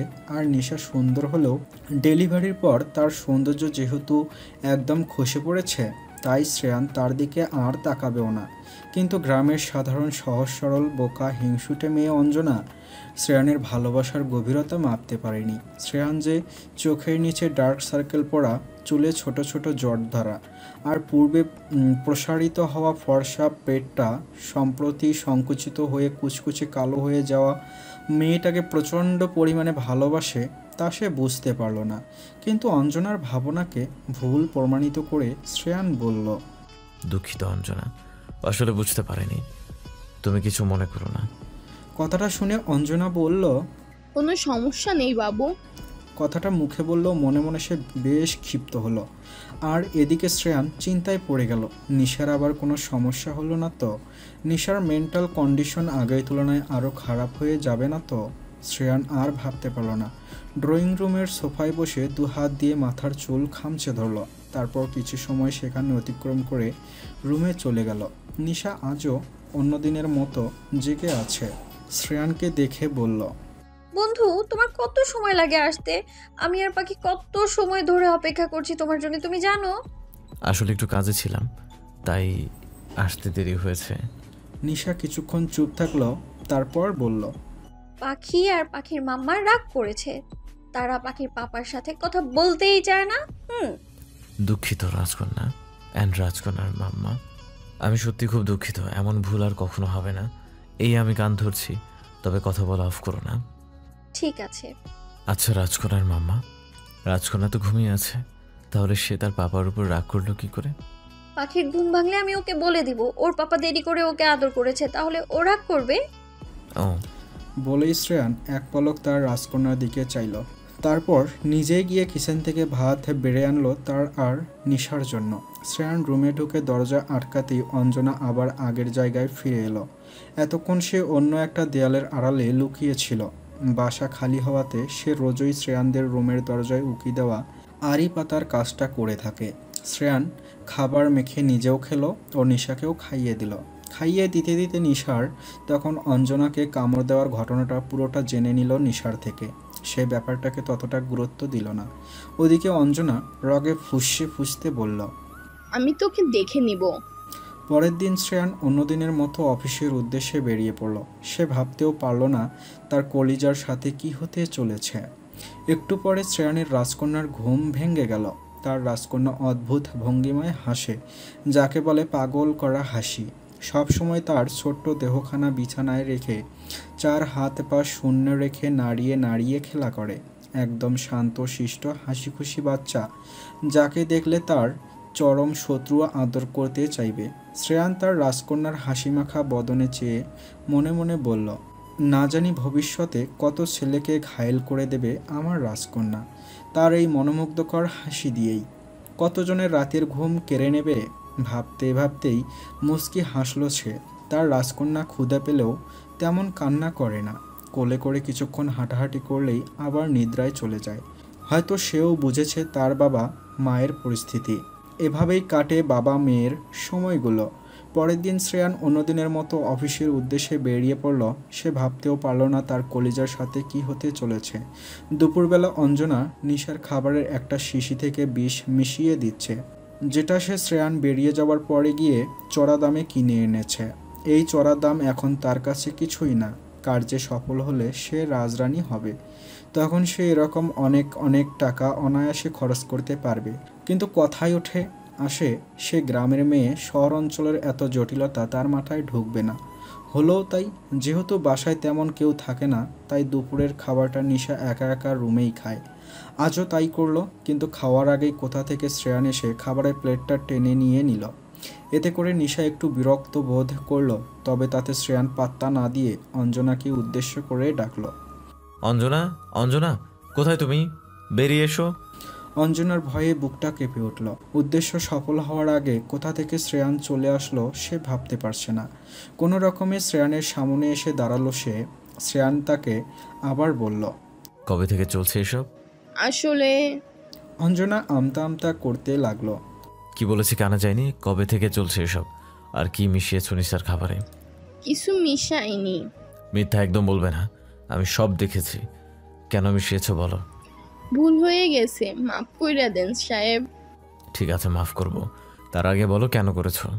নিশা সবটাই পর্যবেক্ষণ করলো আর তারপর বলল, বন্ধু তুমি ওকে বকা দিচ্ছ কেন? শ্রেয়ান শান্ত সুরে বলে উঠল, তুমি তো বলেছিলে ও খারাপ, তাই বকা দিচ্ছি। ও তাহলে ঠিক আছে। এখন তুমি রুমে রাজকন্যার কাছে যাও, কেমন? আচ্ছা। নিশা রুমে চলে গেল। এবার শ্রেয়ান আরো বেশি কঠোর থেকে কঠোর হয়ে উঠল আর বলল, আর একবার বলছি, ভালোই ভালোই বলো কেন করেছো সব। অন্যথায় তোমার চিহ্ন কেউ খুঁজে পাবে না। এবার সিদ্ধান্ত তোমার। এবার অঞ্জনা সব গড়গড় করে বলতে লাগলো কেন সে এসব করেছে, কিসের মোহে সব একে একে খুলে বলল শ্রেয়ানকে। শ্রেয়ান অঞ্জনার ভাবনা চিন্তা দেখে যেন আকাশ থেকে পড়ল। মানুষের ভাবনা চিন্তারও তো একটা লিমিটেশন থাকে, এর তো তাও নেই। সে সকল চিন্তা বাহিরে রেখে অঞ্জনাকে টেনে গেস্ট রুমে নিয়ে গেল। যেই না অঞ্জনা চিৎকার করতে যাবে, তখনই শ্রেয়ান পকেট থেকে রুমাল বের করে ওর মুখ আটকে দেয়। তারপর হাত পা মুখ বেঁধে গেস্ট রুমে ফেলে বলে, থাক তুই এখানে কিছুদিন, তারপর ভাববো তোর কি হবে। আপাতত আমি কিছু ভাবতে পারছি না, তোকে নিয়েও না হয় পরের চ্যাপ্টারে ভাবা যাবে। বলে গেস্ট রুমে দরজা টেনে বাইরে থেকে বন্ধ করে দিল। ভেতর থেকে অঞ্জনা শব্দ আর কারোর শোনার সাধ্য হলো না। শ্রেয়ান আসলে নিশা প্রেগনেন্ট থাকাকালীন সময় বাসার প্রতিটি জায়গায় স্পাই ক্যামেরা লাগিয়ে রেখেছিল, যেটা তার ল্যাপটপে কানেক্ট করা। প্রথম ফুটেজ চেক করলেও পরবর্তীতে আর চেক করা হয়ে ওঠেনি। মূলত তেমন সন্দেহজনক কাউকে দেখা যায়নি। তবে কাল রাতে নিশার থেকে সবটা শুনে একবার ফুটেজ চেক করে দেখার স্পৃহা জাগলো মনে। ভাগ্যিস জাগলো, না হলে কি হতো ভাবতেই তার বুকটা বারংবার কেঁপে উঠছে। সে আর না ভেবে দৌড়ে নিশার কাছে ছুটে যেতে লাগলো। শ্রেয়ান দরজার সামনে গিয়ে থেমে গেল। মা মেয়ের সুন্দর মুহূর্ত দেখে তার রাজকন্যা বারংবার মুখে আঙ্গুল ঢুকিয়ে দিচ্ছে আর নিশা বারবার সরিয়ে দিচ্ছে আর বলছে, বাচ্চারা আঙ্গুল খায় না পাখি, আঙ্গুলের নখে ভ্যা থাকে, আর ভ্যা খেলে অসুখ হয়, আর আর রাজকন্যা অসুখ হলে তার মাম্মা পাপা কষ্ট পায়। বলেই শ্রেয়ান তার রাজকন্যার মুখের লালাটুকু মুছিয়ে কোলে তুলে নিল। এতে করে রাজকন্যা আরও জোরে জোরে হাসতে লাগলো, যা দেখে নিশা খুশিতে হাততালি দিতে লাগলো। অঞ্জনার কথাটা শ্রেয়ান তার বাবাকে জানালে তার বাবা ও বোন আবার ঢাকায় এসে নিশাকে ও পাখিকে দেখাশোনার জন্য। শ্রেয়ান এবার আর তার আপনজন ছাড়া কাউকেই বিশ্বাস করতে পারল না। তাই আর নতুন কাজের লোক রাখা হলো না তার। তবে তার বাবা ও বোন আসাতে অনেকটা ভালোই হলো। শ্রেয়ান অঞ্জনাকে টানা 3 দিন বিনা আহারে রেখে ছেড়ে দিল। মেয়েটা 3 দিনই না খেয়ে দিয়ে অবস্থা কাহিল হয়ে গিয়েছে। তবে বাসার কেউ তার প্রতি দয়া দেখালো না। মূলত গ্রামে তার পরিবার তার ভরসায় রয়েছে, তাই তারা অঞ্জনাকে ছেড়ে দিল তার সকল পাওনা মিটিয়ে। এর মাঝে আরেকটা গুরুত্বপূর্ণ কাজ সম্পূর্ণ হয়েছে। নিশা ও শ্রেয়ানকে আবার নতুন করে শরীয়ত মোতাবেক বিয়ে পড়ানো হয়েছে। এখন তারা আইনগত ও ধর্মীয় উভয়ভাবেই স্বামী স্ত্রী। সময় চলতে চলতে আজ পাখির বয়স 3 মাস এসে দাঁড়িয়েছে। নিশা এখন শারীরিকভাবে মোটামুটি অনেকটাই, বলতে গেলে পুরোটাই সুস্থ। এতে বাসার সবাইও খুশি। কিন্তু মানসিকভাবে কি নিশা পুরোপুরি সুস্থ? একদিন সকালে নিশার কান্না শুনে শ্রেয়ানের ঘুম ভেঙে গেল। তাড়াহুড়ো করে উঠে দেখে নিশা পাখির সামনে বসে কান্না করছে। সে দ্রুত উঠে জিজ্ঞেস করল, কি হয়েছে রাজকন্যার? নিশা হেসকে তুলতে তুলতেই বলল, দেখো না বন্ধু, পাখি কথা বলছে না, হাসছে না, খেলছে না, কিছু করছে না কেন? শ্রেয়ান কাছে গিয়ে তার রাজকন্যার শরীরে হাত দিয়ে দেখলো জ্বরে গা পুড়ে যাচ্ছে। সে নিশাকে বলল, নিশা, রাজকন্যার তো গা পুড়ে যাচ্ছে জ্বরে, ওকে হাসপাতাল নিতে হবে। তুমি সায়ন্তনীর কাছে যাও। না বন্ধু, আমিও পাখির সাথে যাব। শ্রেয়ান আর কথা বাড়ল না, তার জন্যই তো এত সব হয়েছে। সে নিশার গায়ে একটা ওড়না পেঁচিয়ে দিল।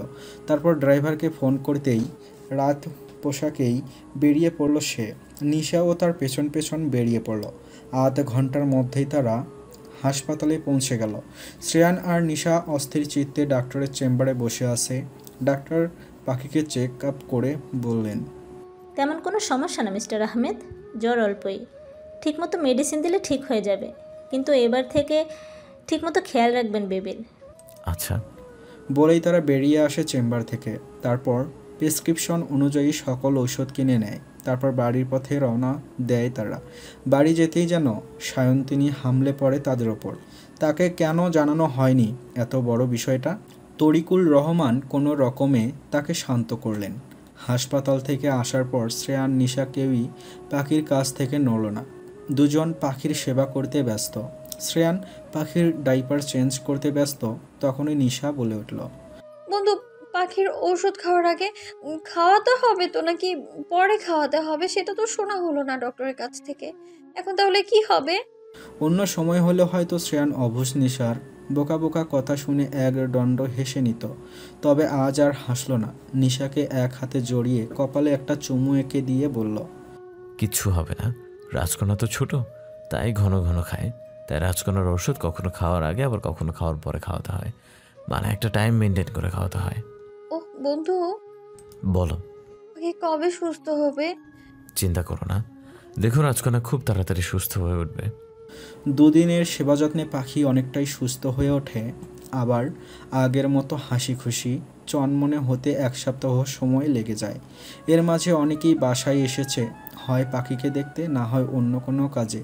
কিন্তু যত বড়ই কেউ না কেউ এসেছে, তত বড়ই নিশা তাদের সাথে খারাপ ব্যবহার করেছে। কাউকে বাসা থেকে বের করে দিয়েছে, তো কাউকে কিছু কটুবাক্য ও গালি দিয়েছে, আবার কাউকে ছোটোখাটো আঘাত উপহার দিয়েছে। তবে পাখি বা শ্রেয়ান কারোর সাথে কোনো খারাপ ব্যবহার করেনি নিশা। তবে সায়ন্তিনীর সাথে টুকটাক খারাপ ব্যবহার করেছে, কিন্তু তাতে সায়ন্তিনী তেমন কোনো রিয়াকশন দেয়নি। কেটে গেছে আরও এক সপ্তাহ। শ্রেয়ান নিশার কাজকর্মে আহত। তবে কি আবার নিশা আগের মতো অসুস্থ হয়ে পড়বে? আজ নিশাকে ডাক্তারের কাছে আনা হয়েছে। এখন তার অবস্থা পুরো বেগতিক। আগে যাই হোক সামান্য মানসিক সমস্যা বলেই নিশার বিষয়টা এড়িয়ে যাওয়া যেত, তবে এখন নিশাকে পুরোপুরি পাগল ছাড়া অন্য কিছু বলা যাচ্ছে না। আজও নিশাকে জোর করে ডাক্তারের কাছে আনা হয়েছে। সে কিছুতেই পাখিকে ছাড়া আসবে না। শ্রেয়ান তার রাজকন্যাকে সায়ন্তিনীর কাছে রেখে এসেছে। ডাক্তার নিশার চেক আপ করে নিচু কণ্ঠে বলল, মিস্টার আহমেদ, সহজ ভাষায় বলতে গেলে পেশেন্ট আবার পাগল হয়ে গেছে। কিন্তু এমনটা হওয়ার কারণ? মানে ও তো পুরোপুরি সুস্থ না হলেও পজিটিভ সাইন দেখা যাচ্ছিল, তবে আবার কেন এমন হয়ে গেল? দেখুন মিস্টার আহমেদ, পেশেন্ট সুস্থ হতে যাচ্ছিলেন, তবে সুস্থ হননি কারণ একটা দীর্ঘ সময় ধরে তার চিকিৎসা বন্ধ রয়েছে। আর আগে সুস্থ ছিলেন কারণ তার মধ্যে পূর্বের মানসিক ভারসাম্য ফিরে পাওয়ার জন্য যে মেডিসিনগুলো ব্যবহার করা হয়েছে শরীরে তার প্রভাব ছিল। কিন্তু একটা সময় পর সেই সব ওষুধের প্রভাব নিশার শরীর থেকে কেটে গেছে। কখন? নিশার সিজারের সময় যে কড়া ডোজের ওষুধগুলো নিশার শরীরে প্রয়োগ করা হয়েছে তার প্রভাবেই মূলত নিশার শরীরে আগের ওষুধগুলোর প্রভাব কেটে গেছে। তাহলে এখন উপায়? আবার নতুন করে নিশার ট্রিটমেন্ট শুরু করতে হবে। পুরোপুরি সুস্থ হতে কতদিন সময় লাগবে? শিওর বলা যাচ্ছে না, 1-1.5 বছর তো লাগবেই। তবে আপনি যদি পেশেন্টকে বিদেশ নিয়ে চিকিৎসা করেন তাহলে 6 মাসে আশানুরূপ ফল পাওয়া যেতে পারে। তবে এখন পেশেন্টের যে কন্ডিশন তার দ্বারা জার্নি সম্ভব না। বিদেশ যেতে হলেও এখন থেকে 6-7 মাস পরে যেতে হবে। ততদিনে পেশেন্টের অবস্থা আরও খারাপ হয়ে যেতে পারে। আর আপনি যদি আমার হসপিটালে চিকিৎসা করান তাহলে একটা দিক থেকে ভালোই হবে, যখন ইচ্ছা হবে বাসায় থাকতে পারবে, আবার অবস্থা বেগতিক হলে হসপিটালাইজড করে রাখা যাবে। তবে এখানে একটু সময় বেশি লাগবে, এখন পুরোটা আপনার সিদ্ধান্ত। আপনি কি করতে চান? শ্রেয়ান কয়েকদিন ধরে ভেবেচিন্তে সিদ্ধান্ত নেয় সে এখানেই নিশার চিকিৎসা করাবে। যথারীতি সব ফর্মালিটিস পূরণ করে নিশাকে হসপিটালাইজ করা হয়। নিশাকে দেখার জন্য এখন এফিশিয়েন্ট লোক রাখা হয়েছে। শ্রেয়ানও এখন তার রাজকন্যাকে কম সময় দেয়। এখন আর তাদের দুজনের একসাথে তার রাজকন্যার করা কাহিনীগুলো দেখা হয় না। পাখি এখন তার মাম্মা পাপাকে কাছে পায় না। হাসি খুশি সেই চনমনে শিশুটাও যেন পিতামাতার অনুপস্থিতিতে নিজের স্বরূপ হারিয়ে বসে আছে। এখন প্রায়ই হসপিটালের সাদা বেডে নিশার নিস্তেজ দেহ পড়ে থাকতে দেখা যায়। নিশার স্বাস্থ্যের অনেকটাই অবনতি ঘটেছে। এখন আর সেই কোমল মুখের সেই সৌন্দর্য নেই। আছে শুধু চোখের নিচে কালি পড়ে শুকিয়ে যাওয়া একটা ছোট্ট মুখ, যা দেখলে শ্রেয়ানের বুকের ভিতর হাহাকার করে ওঠে। যখন ওই নিশাকে ঔষধ প্রয়োগ করা হয় তখন নিশা সেই ঔষধের প্রভাব সহ্য করতে না পেরে সাময়িক সময়ের জন্য জ্ঞান শূন্য হয়ে পড়ে থাকে। আর যখন জ্ঞান ফেরে তখন পাখিকে দেখার জন্য কান্নাকাটি করতে থাকে। এভাবেই চলছে দিনগুলো। শ্রেয়ান সবার সামনে কাঁদতে পারে না, তবে বাসায় একা একা তার মেয়েকে জড়িয়ে ধরে কাঁদতে ভোলে না। তার সাথেই কেন বারবার এমন হয়? বারবার শুধু কেন তাকে কষ্ট পেতে হয়? প্রিয়জনদের এমন করুণ অবস্থা সে নিতে পারছে না। তবে কি এ জীবনে তার সুখ দক্ষিণা বাতাসের মতো শুধু বয়েই যাবে? কখনো কি তাকে ছুঁয়ে শীতল করবে না? কেউ কোথাও ভালো নেই। সবাই নিশার জন্য সৃষ্টিকর্তার কাছে প্রার্থনা করছে যাতে নিশা ভালো হয়ে যায়। এক বাবা তার সন্তানের সুখ ফিরে পেতে দোয়া করছে আল্লাহর কাছে। এক বোন তার ভাইয়ের সুখ, এক ভাই তার ভাইয়ের সুখ, এক বন্ধু তার বন্ধুর সুখ ফিরে পেতে চাচ্ছে। সবাই প্রাণপণে চাইছে যেন নিশা ভালো হয়ে যায়। এখন শ্রেয়ানের ভাইও ভাবি মাঝে মধ্যে ঢাকায় এসে নিশাকে দেখে যায়। এভাবে 6 মাস কেটে যায়, তবে আশানুরূপ কোনো ফলাফল পাওয়া যায়নি। তবে কেউ হাল ছাড়েনি। সেদিনের পর থেকে কেটে গেছে আরও 6টা মাস। নিশা এখন পুরোপুরি সুস্থ, তবে অতীত আজও তার কাছে ধোঁয়াশা ছাড়া কিছুই নয়। শ্রেয়ানও তেমন একটা মাথা ঘামায়নি নিশার অতীত নিয়ে। এমনিতেই কম ধকল যায়নি তাদের ওপর দিয়ে। তার ওপর তারা যখন বর্তমান নিয়ে সুখে আছে, তাহলে অতীত নিয়ে জল ঘোলা করে কী লাভ? কেঁচো খুঁজতে গিয়ে আবার না কেউটে বেরিয়ে আসে। এসব চিন্তাভাবনা করে শ্রেয়ান আর নিশার অতীত খোঁজার চেষ্টা অব্যাহত রাখেনি। কমও তো খোঁজেনি সে। ঢাকা শহরের অলিগলি, হাসপাতাল, স্কুল, কলেজ সব জায়গাতেই সে পুলিশের সাহায্যে খোঁজ চালিয়েছে। তবে ফলাফল নিতান্তই শূন্য। ফলাফলের আশা করাটাও বোকামি, কারণ একটা মেয়ের ছবি দিয়ে তার আসল পরিচয় জানা কখনোই সম্ভবপর হয়ে ওঠে না। পুলিশের সাহায্যে শ্রেয়ান ঢাকার আশেপাশের শহরগুলোতেও অল্প বিস্তর খোঁজ চালিয়েছে আন্দাজের ওপর ভিত্তি করে, তাতেও ফলাফল শূন্য। শ্রেয়ানের অজানা নিশা কোথা থেকে কোন শহর থেকে ছুটে এসেছিল এই ব্যস্ত শহরে যানপূর্ণ রাস্তায়, কখনো হয়তো জানতেও পারবে না, কারণ নিশা ছাড়া আর বলার মতো কেউ তো নেই। সে এসব চিন্তা মাথা থেকে ঝেড়ে ফেলে নিশা ও তার রাজকন্যার দিকে দৃষ্টিপাত করল। দুজনে ড্রয়িং রুমের সোফায় বসে খুনসুটি মেতে আছে। সুস্থ হওয়ার পর থেকে নিশা ও শ্রেয়ানের মাঝে দূরত্বের সৃষ্টি হয়েছে, যেটা আগে কখনো তাদের মাঝে দেখা যায়নি। পাগলি নিশা সুস্থ হওয়ার পর যেন একটু বেশি শান্ত হয়ে গেছে। নিজেকে কেমন যেন গুটিয়ে নিয়েছে সবার কাছ থেকে। তবে শ্রেয়ানও নিশাকে তেমন একটা প্রেশার দেয়নি। সে সময় দিচ্ছে নিশাকে সবটা সামলে নেওয়ার। সেও বুঝতে পেরেছে নিশা মানসিক ভারসাম্য না থাকাকালীন তার সাথে থেকেছে, আর এখন সে পুরোপুরি মানসিকভাবে সুস্থ। তাই হয়তো শ্রেয়ানকে সামান্য এড়িয়ে চলছে। তবে শ্রেয়ান মনে মনে ভাবল তাকে সবটা অতি দ্রুতই ঠিক করতে হবে। এ বিরহে আর জীবন বাঁচা তার পক্ষে সম্ভব হচ্ছে না। এবার তার ভাবনার রেশ নিশার মাধ্যমেই কাটল। নিশা সোফাতে বসে থেকেই বলল, আরে আপনি এইখানে দাঁড়িয়ে আছেন, আমরা তো খেয়ালই করিনি, দুঃখিত। তা খেয়াল করবে কি করে? 2 মাতা কন্যা তো আমাকে পর করতে উদ্ধত হয়েছ। মানে? এই যে পর মানুষের মতো আমাকে আপনি আপনি করে বলছো। বলেই নিশা পাশে বসে পড়ল। নিশাও ভেবে দেখল সে ঠিক করছে না। তবে এখন তার শ্রেয়ানের দিকে নিজে থেকে এগিয়ে যেতে কেমন যেন আড়ষ্টতা কাজ করে। নিশাও আড়ষ্ট ভাব কাটানোর চেষ্টা চালাচ্ছে। সময় তার আপন গতিতে চলছে। এখন নিশা অনেকটা ইজি হয়ে গেছে শ্রেয়ানের সাথে, তবে সে একদম শান্তশিষ্ট দুষ্টুমিবিহীন চরিত্রের ভূমিকায় আসে। নিশা এখনও সংসারের কোনো কাজ করতে পারে না, সে নামমাত্রই সংসার করে চলেছে। যদিও শ্রেয়ান মাঝে মাঝে রান্নাবান্না কিছু করে, তবে নিশার কাজ শ্রেয়ানের পিছু পিছু ঘোরা। তাছাড়া দেশে দুনিয়ায় তার আর কোনো কাজ নেই। শ্রেয়ান ও নিশার সেই ছোট্ট কোল নেদুরে মেয়ে পাখিও তার খেল দেখিয়ে দেয় সবাইকে।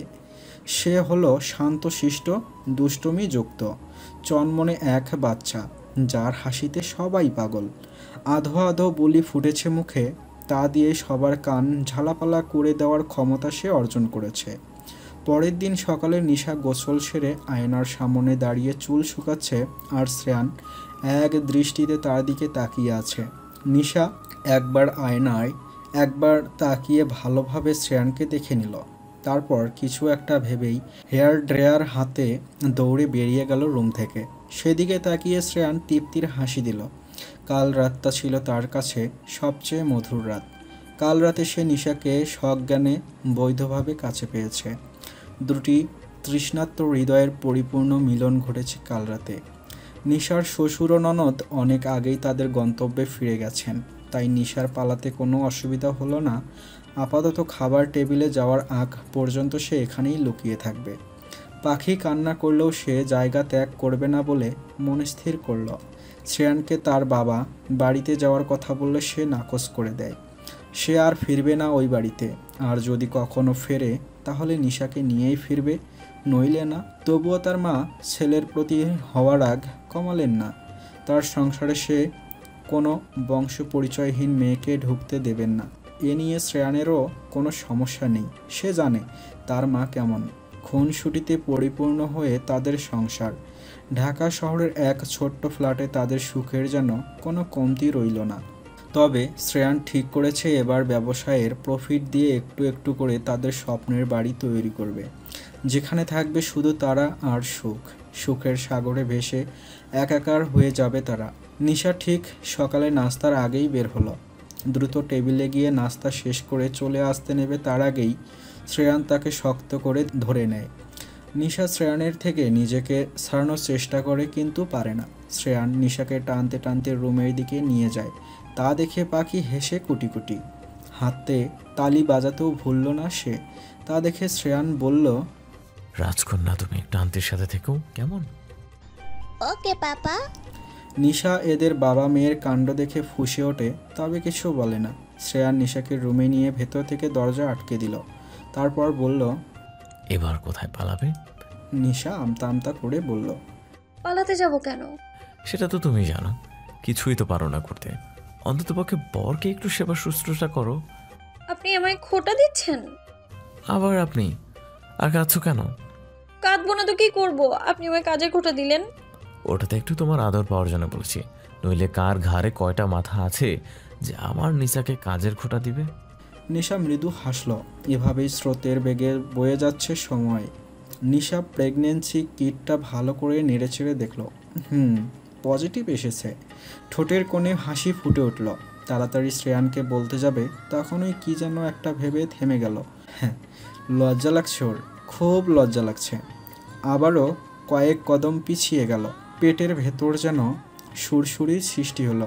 এক সন্তানের মা হওয়া সত্ত্বেও অনুভূতিটা তার কাছে প্রথম। নিজের অজান্তেই হাতটা পেটে চলে গেল তার। বুকের ভিতর এক স্রোত সুখ বয়ে যাচ্ছে। না, তাকে জানাতে হবে, মানে শ্রেয়ানকে। না জানি সেও কতটা খুশি হবে। ভাবতে ভাবতে বিছানার কাছে এগিয়ে গেল নিশা। শ্রেয়ান পাখিকে জড়িয়ে ধরে ঘুমিয়ে আছে। সে আলতো হাতে দুজনের চুলে হাত বুলিয়ে দিল। তারপর নিজেই বিড়বিড় করে প্র্যাকটিস করে নিল কিভাবে শ্রেয়ানকে জানাবে। মাথায় কারো হাতের অস্তিত্ব বুঝতে পেরে শ্রেয়ানের ঘুম ভেঙে গেল। জেগে দেখল নিশা তার মাথায় হাত দিয়ে কি যেন বিড়বিড় করছে। শ্রেয়ান একটু গম্ভীর স্বরেই বলল, কি বিড়বিড় করছো? ব্যাস, নিশার সমস্ত কনফিডেন্স হাওয়ার সাথে ফুস হয়ে গেল। নিশা মনে মনে শ্রেয়ানকে বকতে লাগলো।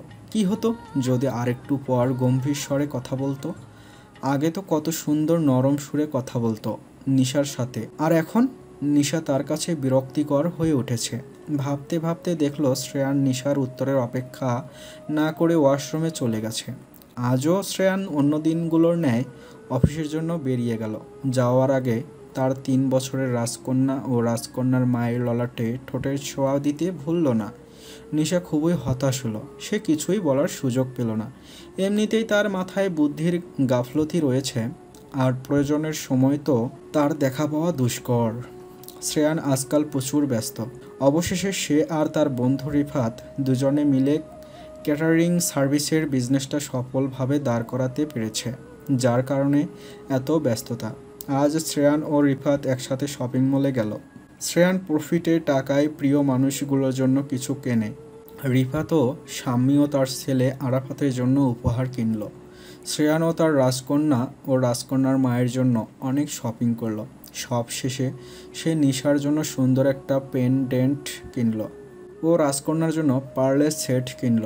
তাকে দেখে এমন মনে হবে যে মেয়েদের শপিং করায় সে মেয়েদের চেয়েও বেশি এক্সপার্ট। সত্যিই তো, সে মেয়েদের কেনাকাটা করতে অভ্যস্ত। আজ 4 বছর ধরে সে প্রতিনিয়ত এই কাজটা করে চলেছে। সব শেষে শ্রেয়ান ও রিফাত আলাদা আলাদা গাড়ি করে নিজেদের গন্তব্যের উদ্দেশ্যে রওনা দিল। দুপুরবেলা কলিং বেল বাজতেই নিশা দরজা খুলে দিল। দরজা খোলার সাথে সাথেই শ্রেয়ান রুমে চলে গেল। শ্রেয়ানের হাতে অনেকগুলো শপিং ব্যাগ, তবে নিশা তাতে পাত্তা দিল না। অন্যদিন হলে হয়তো সে হামলে পড়তো শপিং ব্যাগের ওপর, কিন্তু আজ সে তা না করে শ্রেয়ানের পেছন পেছন রুমে গেল। পাখি বিছানায় বসে খেলা করছিল। পাপাকে দেখে সে পাপার দিকে দুহাত বাড়িয়ে দিল। শ্রেয়ান কাউচের ওপর শপিং ব্যাগ রেখে রাজকন্যাকে স্বল্প আদরে সন্তুষ্ট করে টি শার্ট ও ট্রাউজার নিয়ে ওয়াশরুমে চলে গেল শাওয়ার নিতে। নিশা ওয়াশরুমের দরজার সামনে দাঁড়িয়ে পতির অপেক্ষা করতে লাগলো। যথারীতি শ্রেয়ান ওয়াশরুম থেকে বেরোনোর পর শ্রেয়ানকে অনুসরণ করতে লাগলো। শ্রেয়ান ব্যালকনিতে টাওয়াল মেলে দিতে গেলে, কাভার্ডের সামনে গেল, আয়নার সামনে গেলে সবসময় নিশা তার পেছন পেছন যেতে লাগলো। এতক্ষণে পাখিও নিশার সাথে যোগ দিল। শ্রেয়ান তাদের দুজনের কর্মকাণ্ড পর্যবেক্ষণ করে পাখিকে কোলে তুলে নিল। তারপর দুজনের উদ্দেশ্যে বলল, কি প্রয়োজন তোমাদের, যে 2 মাতা কন্যা মিলে ফ্লোরিক পদক ধারণ করলে? আমি কিছু বলতে চাই আপনাকে। বলো। আসলে কি? আপনি আগে চেয়ে মোটা হয়ে গেছেন। তো আপনাকে দেখতে গুলুমুলু লাগছে। লাইক সিরিয়াসলি নিশা, একজন প্রাপ্তবয়স্ক পুরুষ যে গুলুমুলু হতে পারে তা আজ তোমার দয়ায় জানতে পারলাম। পাখিও তার মাম্মা পাপার কথাবার্তা মনোযোগ দিয়ে শুনতে লাগলো। শ্রেয়ান এবার কোনো ভনিতা ছাড়াই বলল, কেমন বলবে যে সারাক্ষণ তুমি তুমি করে কথা বলতে গিয়ে আপনি গিয়ে ঠেকলো? আপনার প্রমোশন হয়েছে। মানে? আপনি এক বাচ্চার পাপা থেকে 2 বাচ্চার পাপা হতে চলেছেন। মাথা নিচু করে বলেই দিল এক দৌড়। পালিয়ে গেল সে। আস্তে নিশা, দাঁড়াও, আস্তে। কার কথা কে শোনে? নিশা ততক্ষণে পগার পার, আর শ্রেয়ান অট্ট হাসিতে ফেটে পড়ল। পাখিও পাপার সাথে সাথ দিল।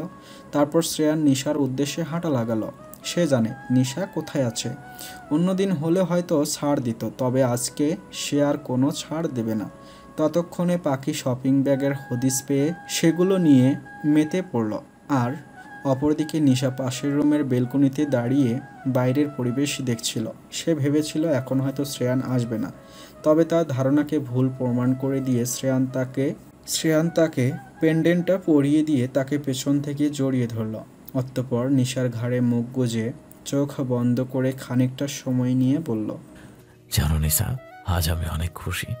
তুমি আমাকে প্রতিনিয়ত জীবনের শ্রেষ্ঠ উপহারগুলো দিয়ে চলেছ।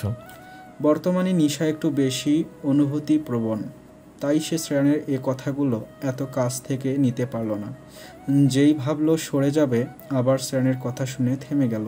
শ্রেয়ান বলছে, জানো নিশা, তোমার বন্ধুর জীবন যখন ঘন কালো আধারে ছেয়ে গিয়েছিল, তখন সে আধারে একটা ফুটফুটে অপরূপ সৌন্দর্যপূর্ণ চাঁদ হয়ে এসেছিল তার জীবনকে আলোকিত করতে।